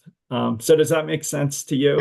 Yeah, it does. That makes a lot of sense. And it really it ties into one of my big concerns about what the commission or what the company submitted, which is, sort of a reversal in our decision on the alternative proposal where we adopted more gas PPA and took out the utility-owned gas projects. I mean, that remains a real significant concern for me. I think that we made it very clear, both in our discussions from the bench and also our written decision, that was a critical component of our decision. And to have it, come back at this point and basically say, well, we're going to go with the utility-owned project, it raises a lot of concerns for me. I'm not opposed to the utility owning projects in the least, as long as they're cost competitive. What I'm objective to is the utility ownership of gas projects going forward, particularly new gas projects, when we know that the useful life of them will far exceed what we have in our statutory requirements for emissions reduction. So, I remain very concerned about that, and I do have some concerns about moving forward with any kind of an expansion of utility-owned gas resources. Just while we're on that, would you like to see additional information or questions you'd like to ask from the parties or the company in this order? Yeah, I would. Specifically, I'd like to see if there are other projects like the High Plains project where we can extend a PPA in order to address, capacity constraints, and also, whether we can go out to the PPA market on potential gas projects. It seems like, to me, other utilities are I mean, one of the things that Excel brings up is that, if we don't move quickly on this PPA, it's going to get snapped up by another utility. So clearly utilities are getting gas PPAs, and I'm not sure why it's so difficult for Excel to. On the adjustment of prices, I think what you put forward makes a lot of sense.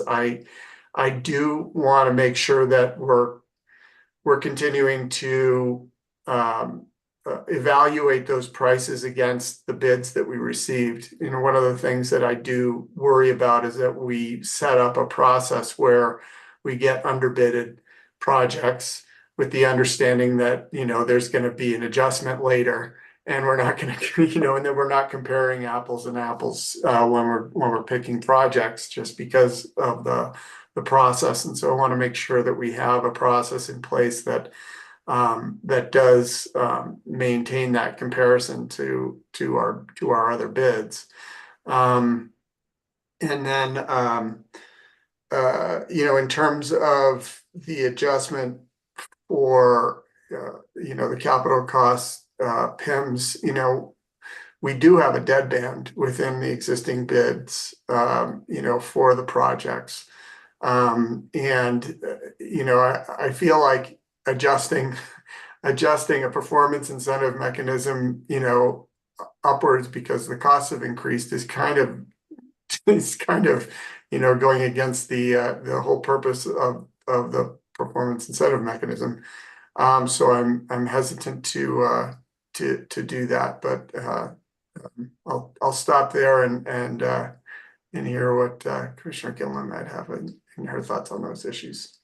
So Commissioner Gilman, anywhere you'd like to take it on any issue, concerns, questions, my comments, Commissioner Plant's questions, schedule, process, procedure, let it rip.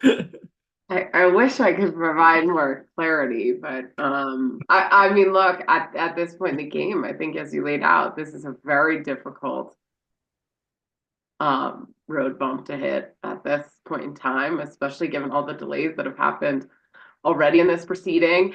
And to be perfectly honest, I think it's a difficult way for it to have been presented. There are so many issues kind of mixed up in what has been presented here. We've got the PPA projects, which, as Commissioner Plant indicated, now include no gas. So the PPAs are really all renewables and storage. We've got company-owned renewables and storage, and we've got the thermal units, which, as Commissioner Plant brought up, carry their own challenges as far as how they were originally approved and even modifications we've seen trying to move forward so far.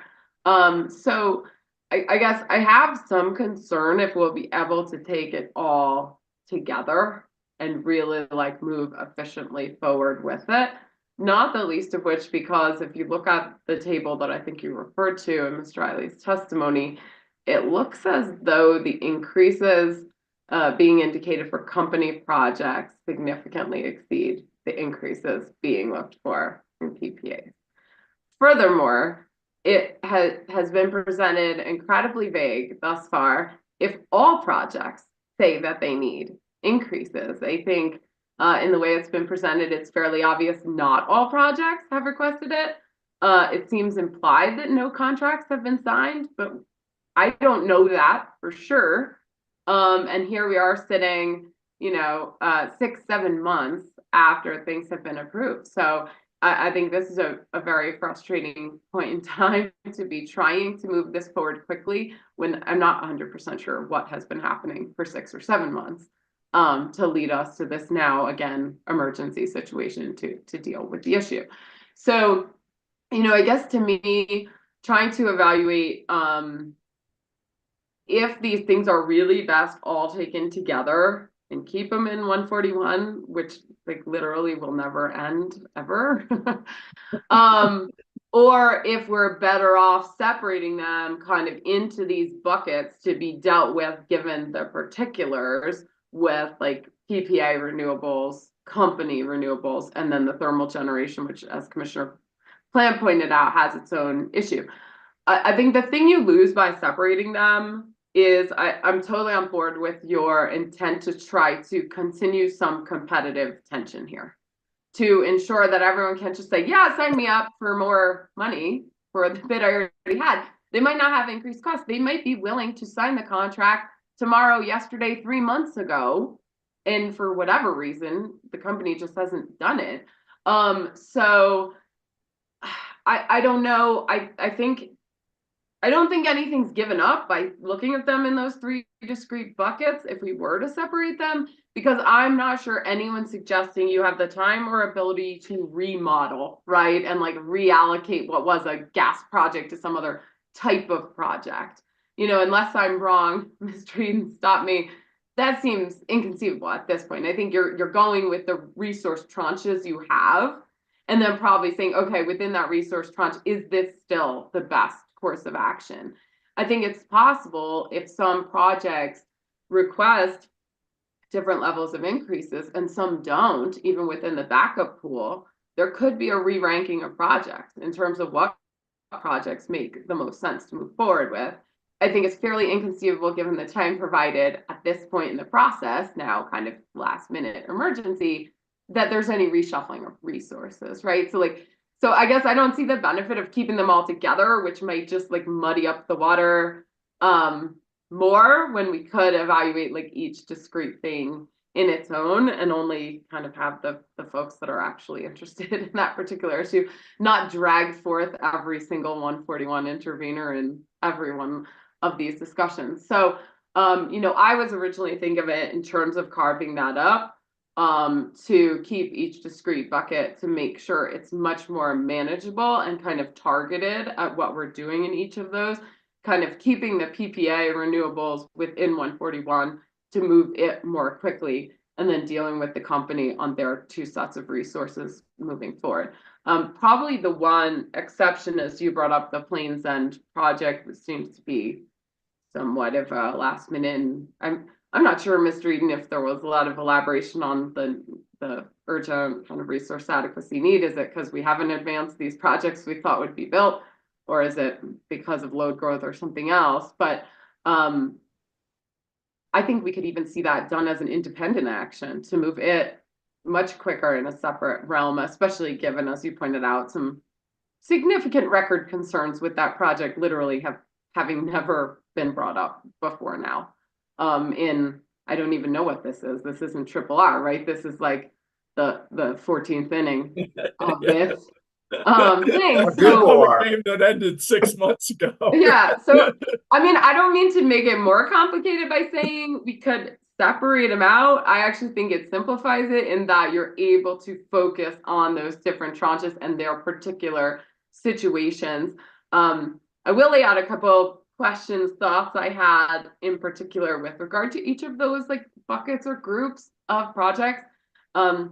With regard to the PPA renewables, I would be very curious to have public service ensure they have a current status for each bid, for bids included within the portfolio, as well as any backup and supplemental backup bids, and to report to the commission, I think inside of a couple weeks here, which bids, based on the developer's abilities to move forward, are willing and able to move forward at the prices bid. We don't even have that information. That seems like a necessary starting point to ensure that we're doing best by the ratepayers in not just granting some across the board increase when I think it's alluded to, but it's not specific in their documents, that not every PPA developer has asked for this. And so I think we especially some explicitly didn't. Some and I think explicitly said they didn't. Who aren't asking to that, just like go for it, sign with them. Let's move it forward. Let's advance these projects that we've been sitting on for 6 or 7 months that have not even asked for any adjustments. And of course, that provides the best value to ratepayers to ensure we're getting the best price available. So first, I'd ask for that status update. And I think it's our assumption based on the filing that the company has not signed any PPA contracts. If not, I would expect the company to indicate why the company has not moved forward with any signed contract, especially in the circumstance where counterparties are ready, willing, and able to move forward at the bid prices. That is not clear, and I think is foundational information to go on this journey. I think my emphasis here is, the company is expressing a concern with moving quickly. We clearly have a concern with moving quickly. I think there's too much vague information at this point to actually move quickly. So I'm trying to prompt information that I think would get us down that path to actually move quickly. If we do go forward, let's say with like the PPA contracts or really whatever it is, I think it would be helpful to have some analysis from either, if it's the independent auditor like they suggested or whatever it is, to look at new ELCC values for each project so we actually can evaluate. I mean, we've got to have a way to evaluate, is this still the best path to move forward? I don't think it's an option to see a project that was selected say, well, I want a 15% increase, and some of the backup bids say, no, I'm ready to go today. Let's do it. Clearly, like, there has to be some tension there, so we're getting the best deal for ratepayers. And that could include a reshuffling of the bids based on what we hear back for necessary increases. So I would just throw that out there. Let me see. Okay. One other question with regard to the utility-owned resources, especially, well, I guess it involves all of the utility-owned resources. The companies put forth the argument before for us to treat the PIM in an aggregate across all of their resources, which we declined at least once. And they've brought it up again. I am incredibly confused looking at table JWI ST1 at the cost overages that have been expressed on nearly every company-owned project, how it would possibly even work for them in aggregate. So I think we're missing a lot of information about what the bid cost and their expected deliver cost of these projects is. because I don't see the math working, and it makes me kind of confused and skeptical as to what we're hearing if we're seeing specific significant overages for each of these projects when listed individually, but I'm not understanding how they would possibly make it work in aggregate. I mean, clearly it seems as though there's some surplus on other projects we're not seeing or understanding. So just for transparency purposes, that is incredibly confusing kind of alternative to be provided by the company. So I guess I'll leave it there with some of my thoughts on how we could take it and see any reaction. So a couple things. I support I support raising all your concerns in this order, except for the ELCC, which I think is a 6 to 9 month litigation and beyond our ability to change in this docket at this time. But putting that aside, I guess given that the company set forward this procedural schedule, no parties opposed it. I'm really concerned about us trying to, come up with a separate procedural schedule at this stage of the process where we somehow separately look at, the, natural gas plants on a separate schedule from this.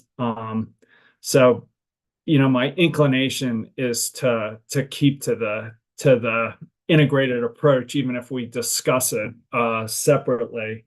I also think some of the underlying reasons that the company is claiming to support the price increase, commodity price inflation, snarled supply chains, rising interest rates are common across all the projects. So I think my inclination is to just keep this in the same docket and maybe just, if you'd like, break out Plains End. But I wouldn't try and have this commission today try and make up some separate procedural schedule that will then have to run by the parties. I mean, I think it could take a while to figure out a separate procedural schedule. So given that the utility and all the parties aligned on this, really no one objected or asked us to break it out. I'd like to keep it together. So I guess that's, see if that's something you'd support. And then Commissioner Gilman, when you said you wanted more time, are you thinking you're not okay with the November 7th and 8th dates and you'd like to see it later? I mean, given the Black Hills rate case, I don't think it can go beyond November. So are you suggesting later dates in November, or maybe you can clarify those two things, whether I don't. Yeah, maybe I just misspoke. No, I wasn't indicating I needed more time in any particular issue. Okay. So are you all right with the November 7th and 8th? I think so. It looked like there was like potentially some conflicts, but I think they can go away. Okay. Yeah, I'm generally fine with that. And are you okay if we just keep this together for now?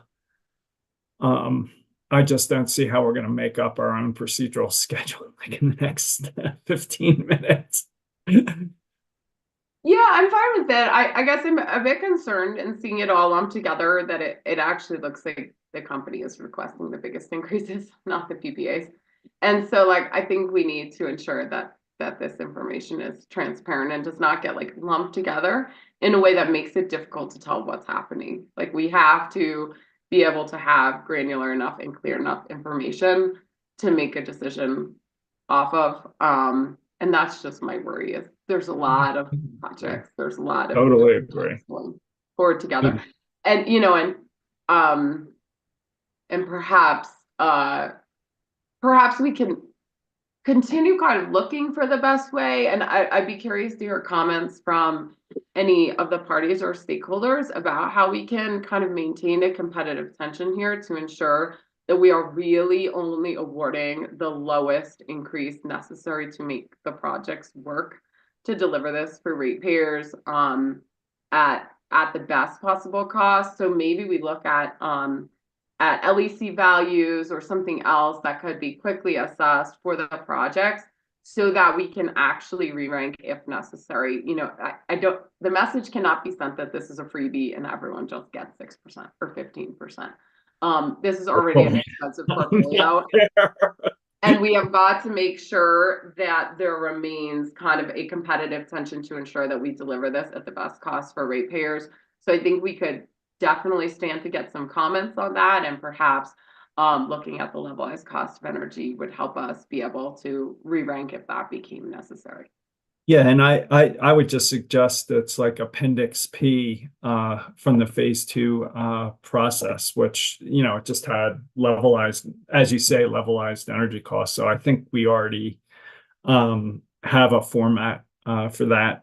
Commissioner Plant, please jump in. Yeah, along those lines, I was just thinking, I mean, in terms of, you know, trying to maintain some sort of competitive pressure here, as you mentioned, Commissioner Gilman, that not all of the developers are asking for this increase, and perhaps some of those developers that aren't asking for an increase would have the capacity to increase their offerings. You know, and that would be something that I think we should consider as well. We can ask. I'd like to reward them, but I'm not sure if you made it less complicated there. But what I was offering was that should be transparent to all of us in a public service filing. Obviously, it could be confidential to identify which bidders are ready to move forward. And, you know, clearly they would avoid for the rest of this processes, you know, and preferably receive signed contracts and start moving forward with interconnections as soon as possible to really fast track the projects we know can work. And there's just no discussion of that here, which is incredibly unfortunate. Yeah, I mean, we have projects started that are supposed to be in service in 2026, and apparently we have no contracts. So I like that. I'd really like to know a project by project who's ready to move forward, who's asking for more money, and how much they're asking for. I think that would help us sort through this. So I love that. And that really helps us, you know, create some competitive tension. Ms. McLaughlin, you're going to shut this down. The lawyer's popping up on the screen. Yeah, everybody duck. It's like blood pressure going up. Not at all. I'm sorry to say that that's the reaction that I get when I turn on my camera. No, I just think Mr. Eden and I will just have some questions and perhaps some clarifying discussion that we'd like to probably raise once you're through with your conversation. I totally understand that. And hopefully somebody's taking notes, because I lost track of all the concerns 10 minutes ago. Commissioner Govan, anything you wanted to add? No, I mean, maybe we start the process of trying to have Mr. Reed and Ms. McLaughlin clean this up and get us a summary so we have an idea how to move forward, and then we can nitpick that. I'm happy to see you, Ms. McLaughlin. I'm sorry.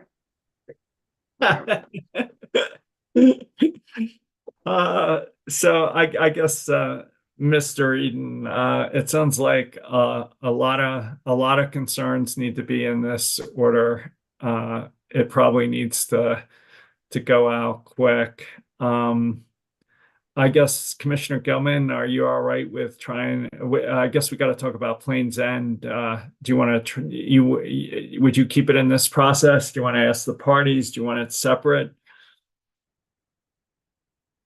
I mean, I'm generally okay with your idea of, I don't know. I'm curious what Ms. McLaughlin thinks. Like, it is very awkward to have this bid that's literally never been heard of before in this proceeding that's gone on for 3.5 years show up at this point, especially given the need for expediency. And I think, as we discussed, all of the complications and kind of process we're going to look at for the rest. I mean, I'm not clear why the company wouldn't want to just pursue it separately, to be perfectly honest. It's probably cleaner and faster, but I don't know, Ms. McLaughlin, if you have any persuasion around that, but hope springs eternal. I guess Ms. McLaughlin, I suspect your preference is to break it out. I think it's up to you all today. And I think either way, you'll hear from the parties or the company, if that's of concern. But I do think that, yeah, one option, of course, is to direct them to make a filing, specific to that Plains End, knowing that there is a quick timeline there and that they have that April deadline. And the other option, of course, if you keep it here, I would suspect that you would hear, as you say, Chair, very quickly if there are concerns with continuing with it in this process. All right, so I guess let's just hear from the parties, hopefully by Monday, what they want to do with Plains End.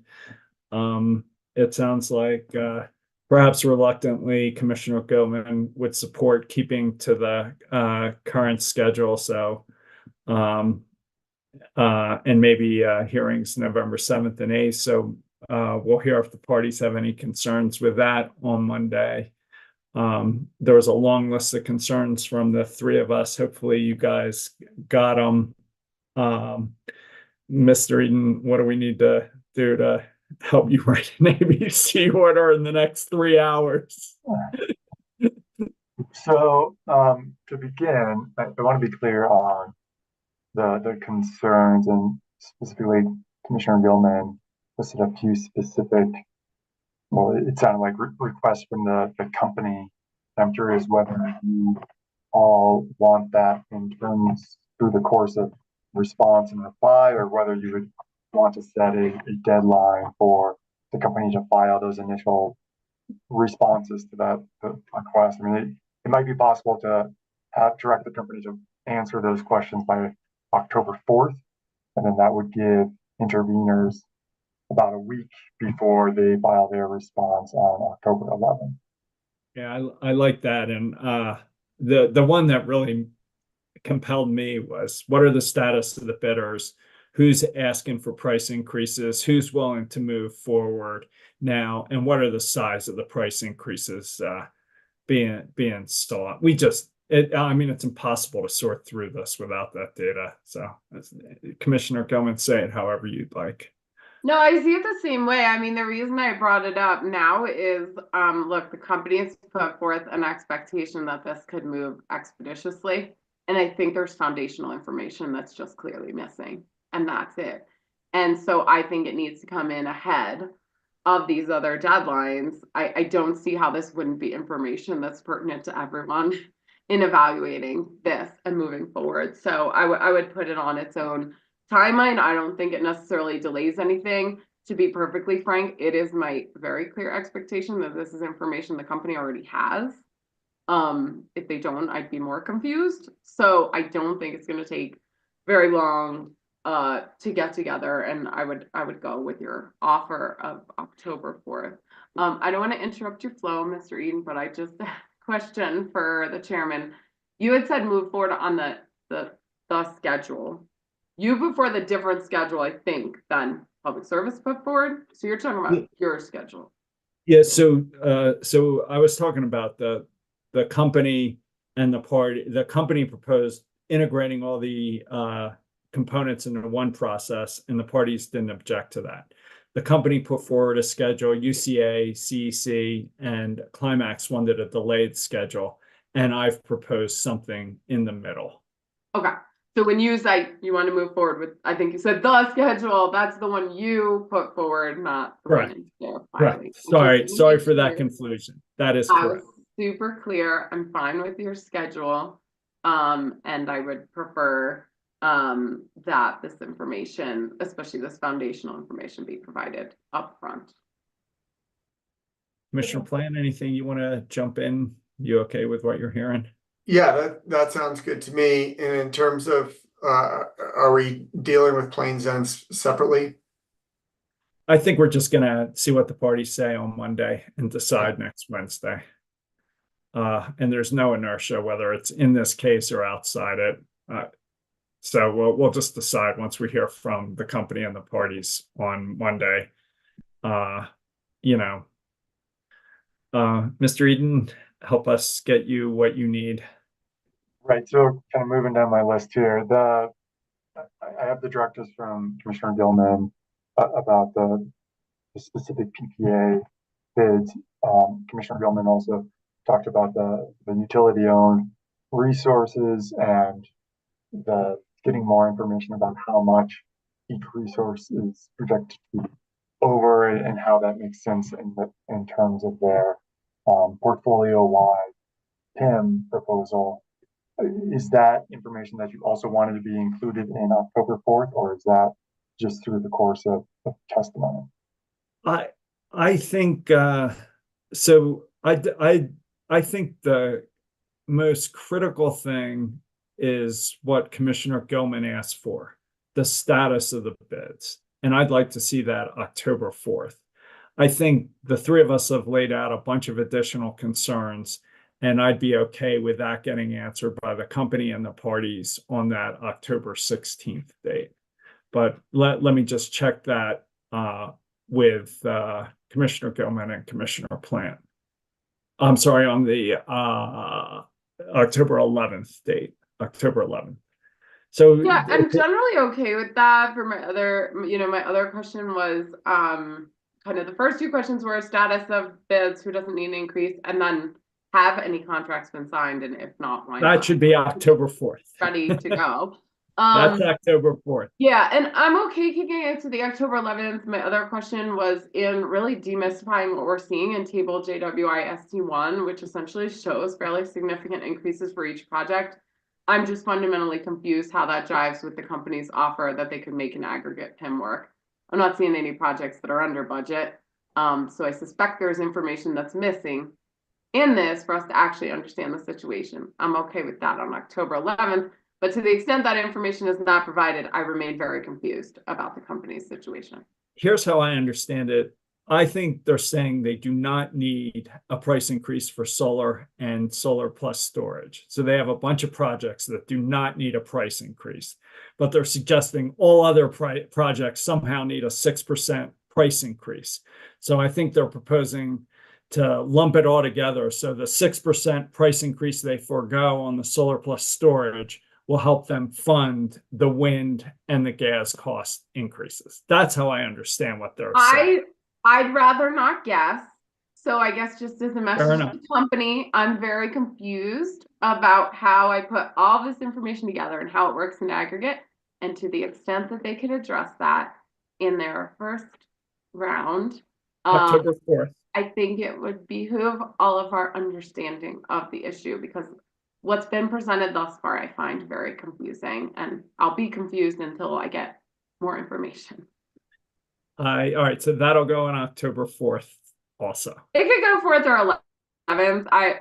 I mean, I think it is somewhat of a foundational, like, I don't understand the company's situation because I see those two things as at odds with each other. So there's information we don't know that I'm supposed to be reading between the lines, and I would rather not guess. Let's do that the 4th also. Commissioner Plant, you okay with that? Yep. All right. That's very helpful. Mr. Eden. A few more items here. Just so I'm clear on the scope of discovery that the commission is allowing in this proceeding, I thought from your comments, Chair, that it was kind of splitting in between what public service requested and what Climax requested, and that each intervener would get 25 interrogatories, including requests for production and documents and admissions, and that the company would get 20 interrogatories for each intervener. Is that correct? That's correct. And also the company would have to respond in 7 days. The interveners, because the reply thing is shorter, would be 5 days. Is that right? You okay with that, Commissioner Plant? Yes. Commissioner Gilman? Yes. And then sticking with the discovery thing, we would recommend that the commission refer all discovery disputes to an ALJ to help make sure those are processed quickly.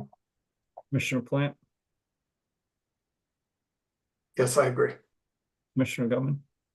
I agree with that. If I recall, Mr. Eden, and maybe there's been a lot of proceedings going on.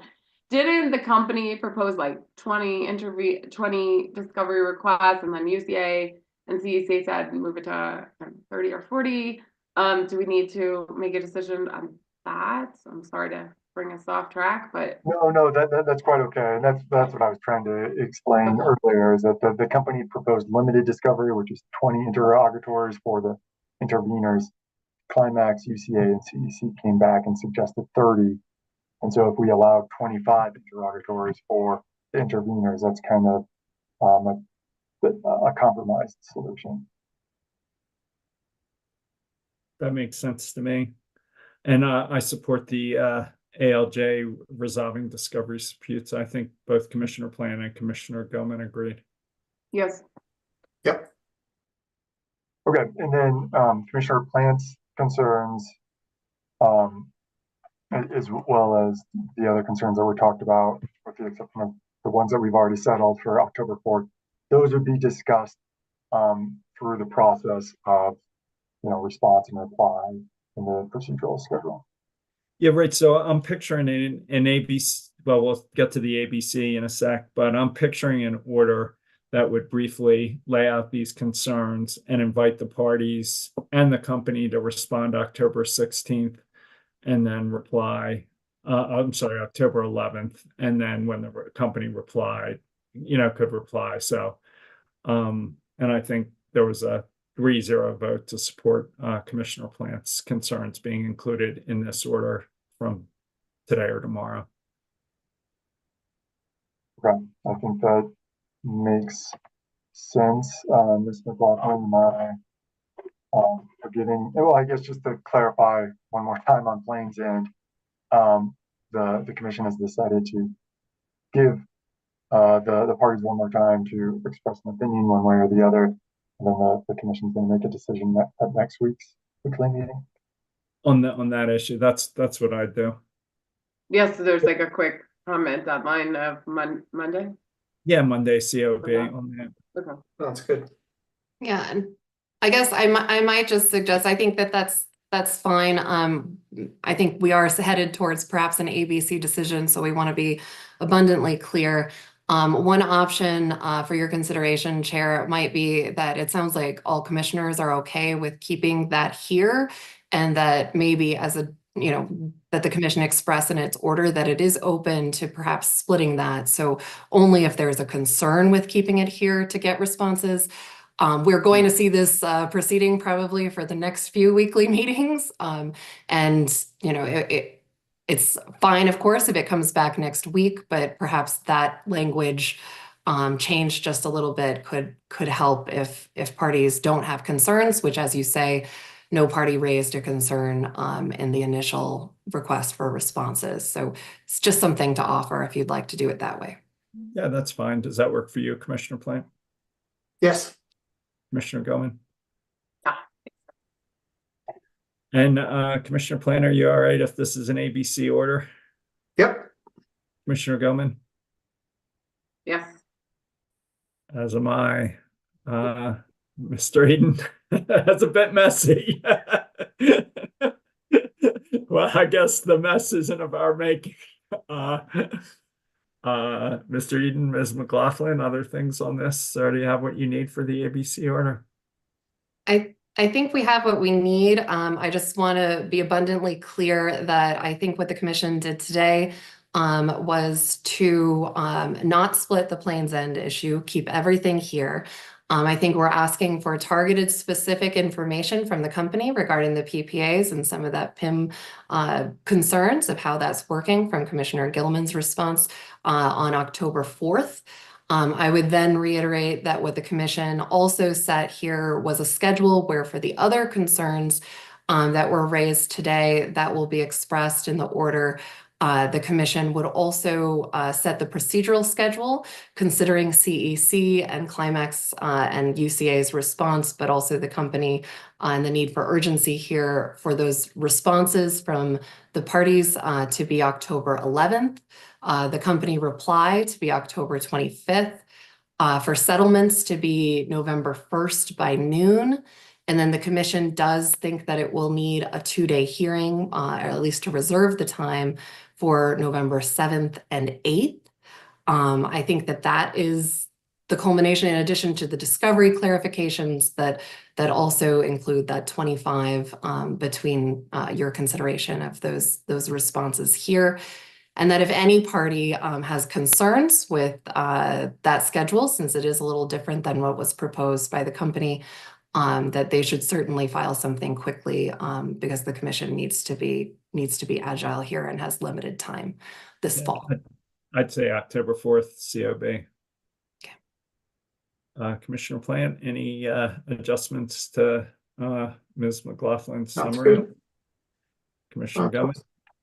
No, I appreciate the teamwork and suggestions on how we take this one. It's got a lot going on, and like I said, we're in the 14th or 15th inning here, just trying to figure out how to make this work. Get some Yeah, and it's like projects done. $7 or $8 billion of invested capital. It's like freaking unbelievable.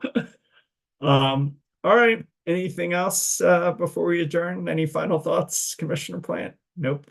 Commissioner Goman, any final thoughts? Nothing. Thanks to both of you. Thanks for the team, and we'll see you guys next time.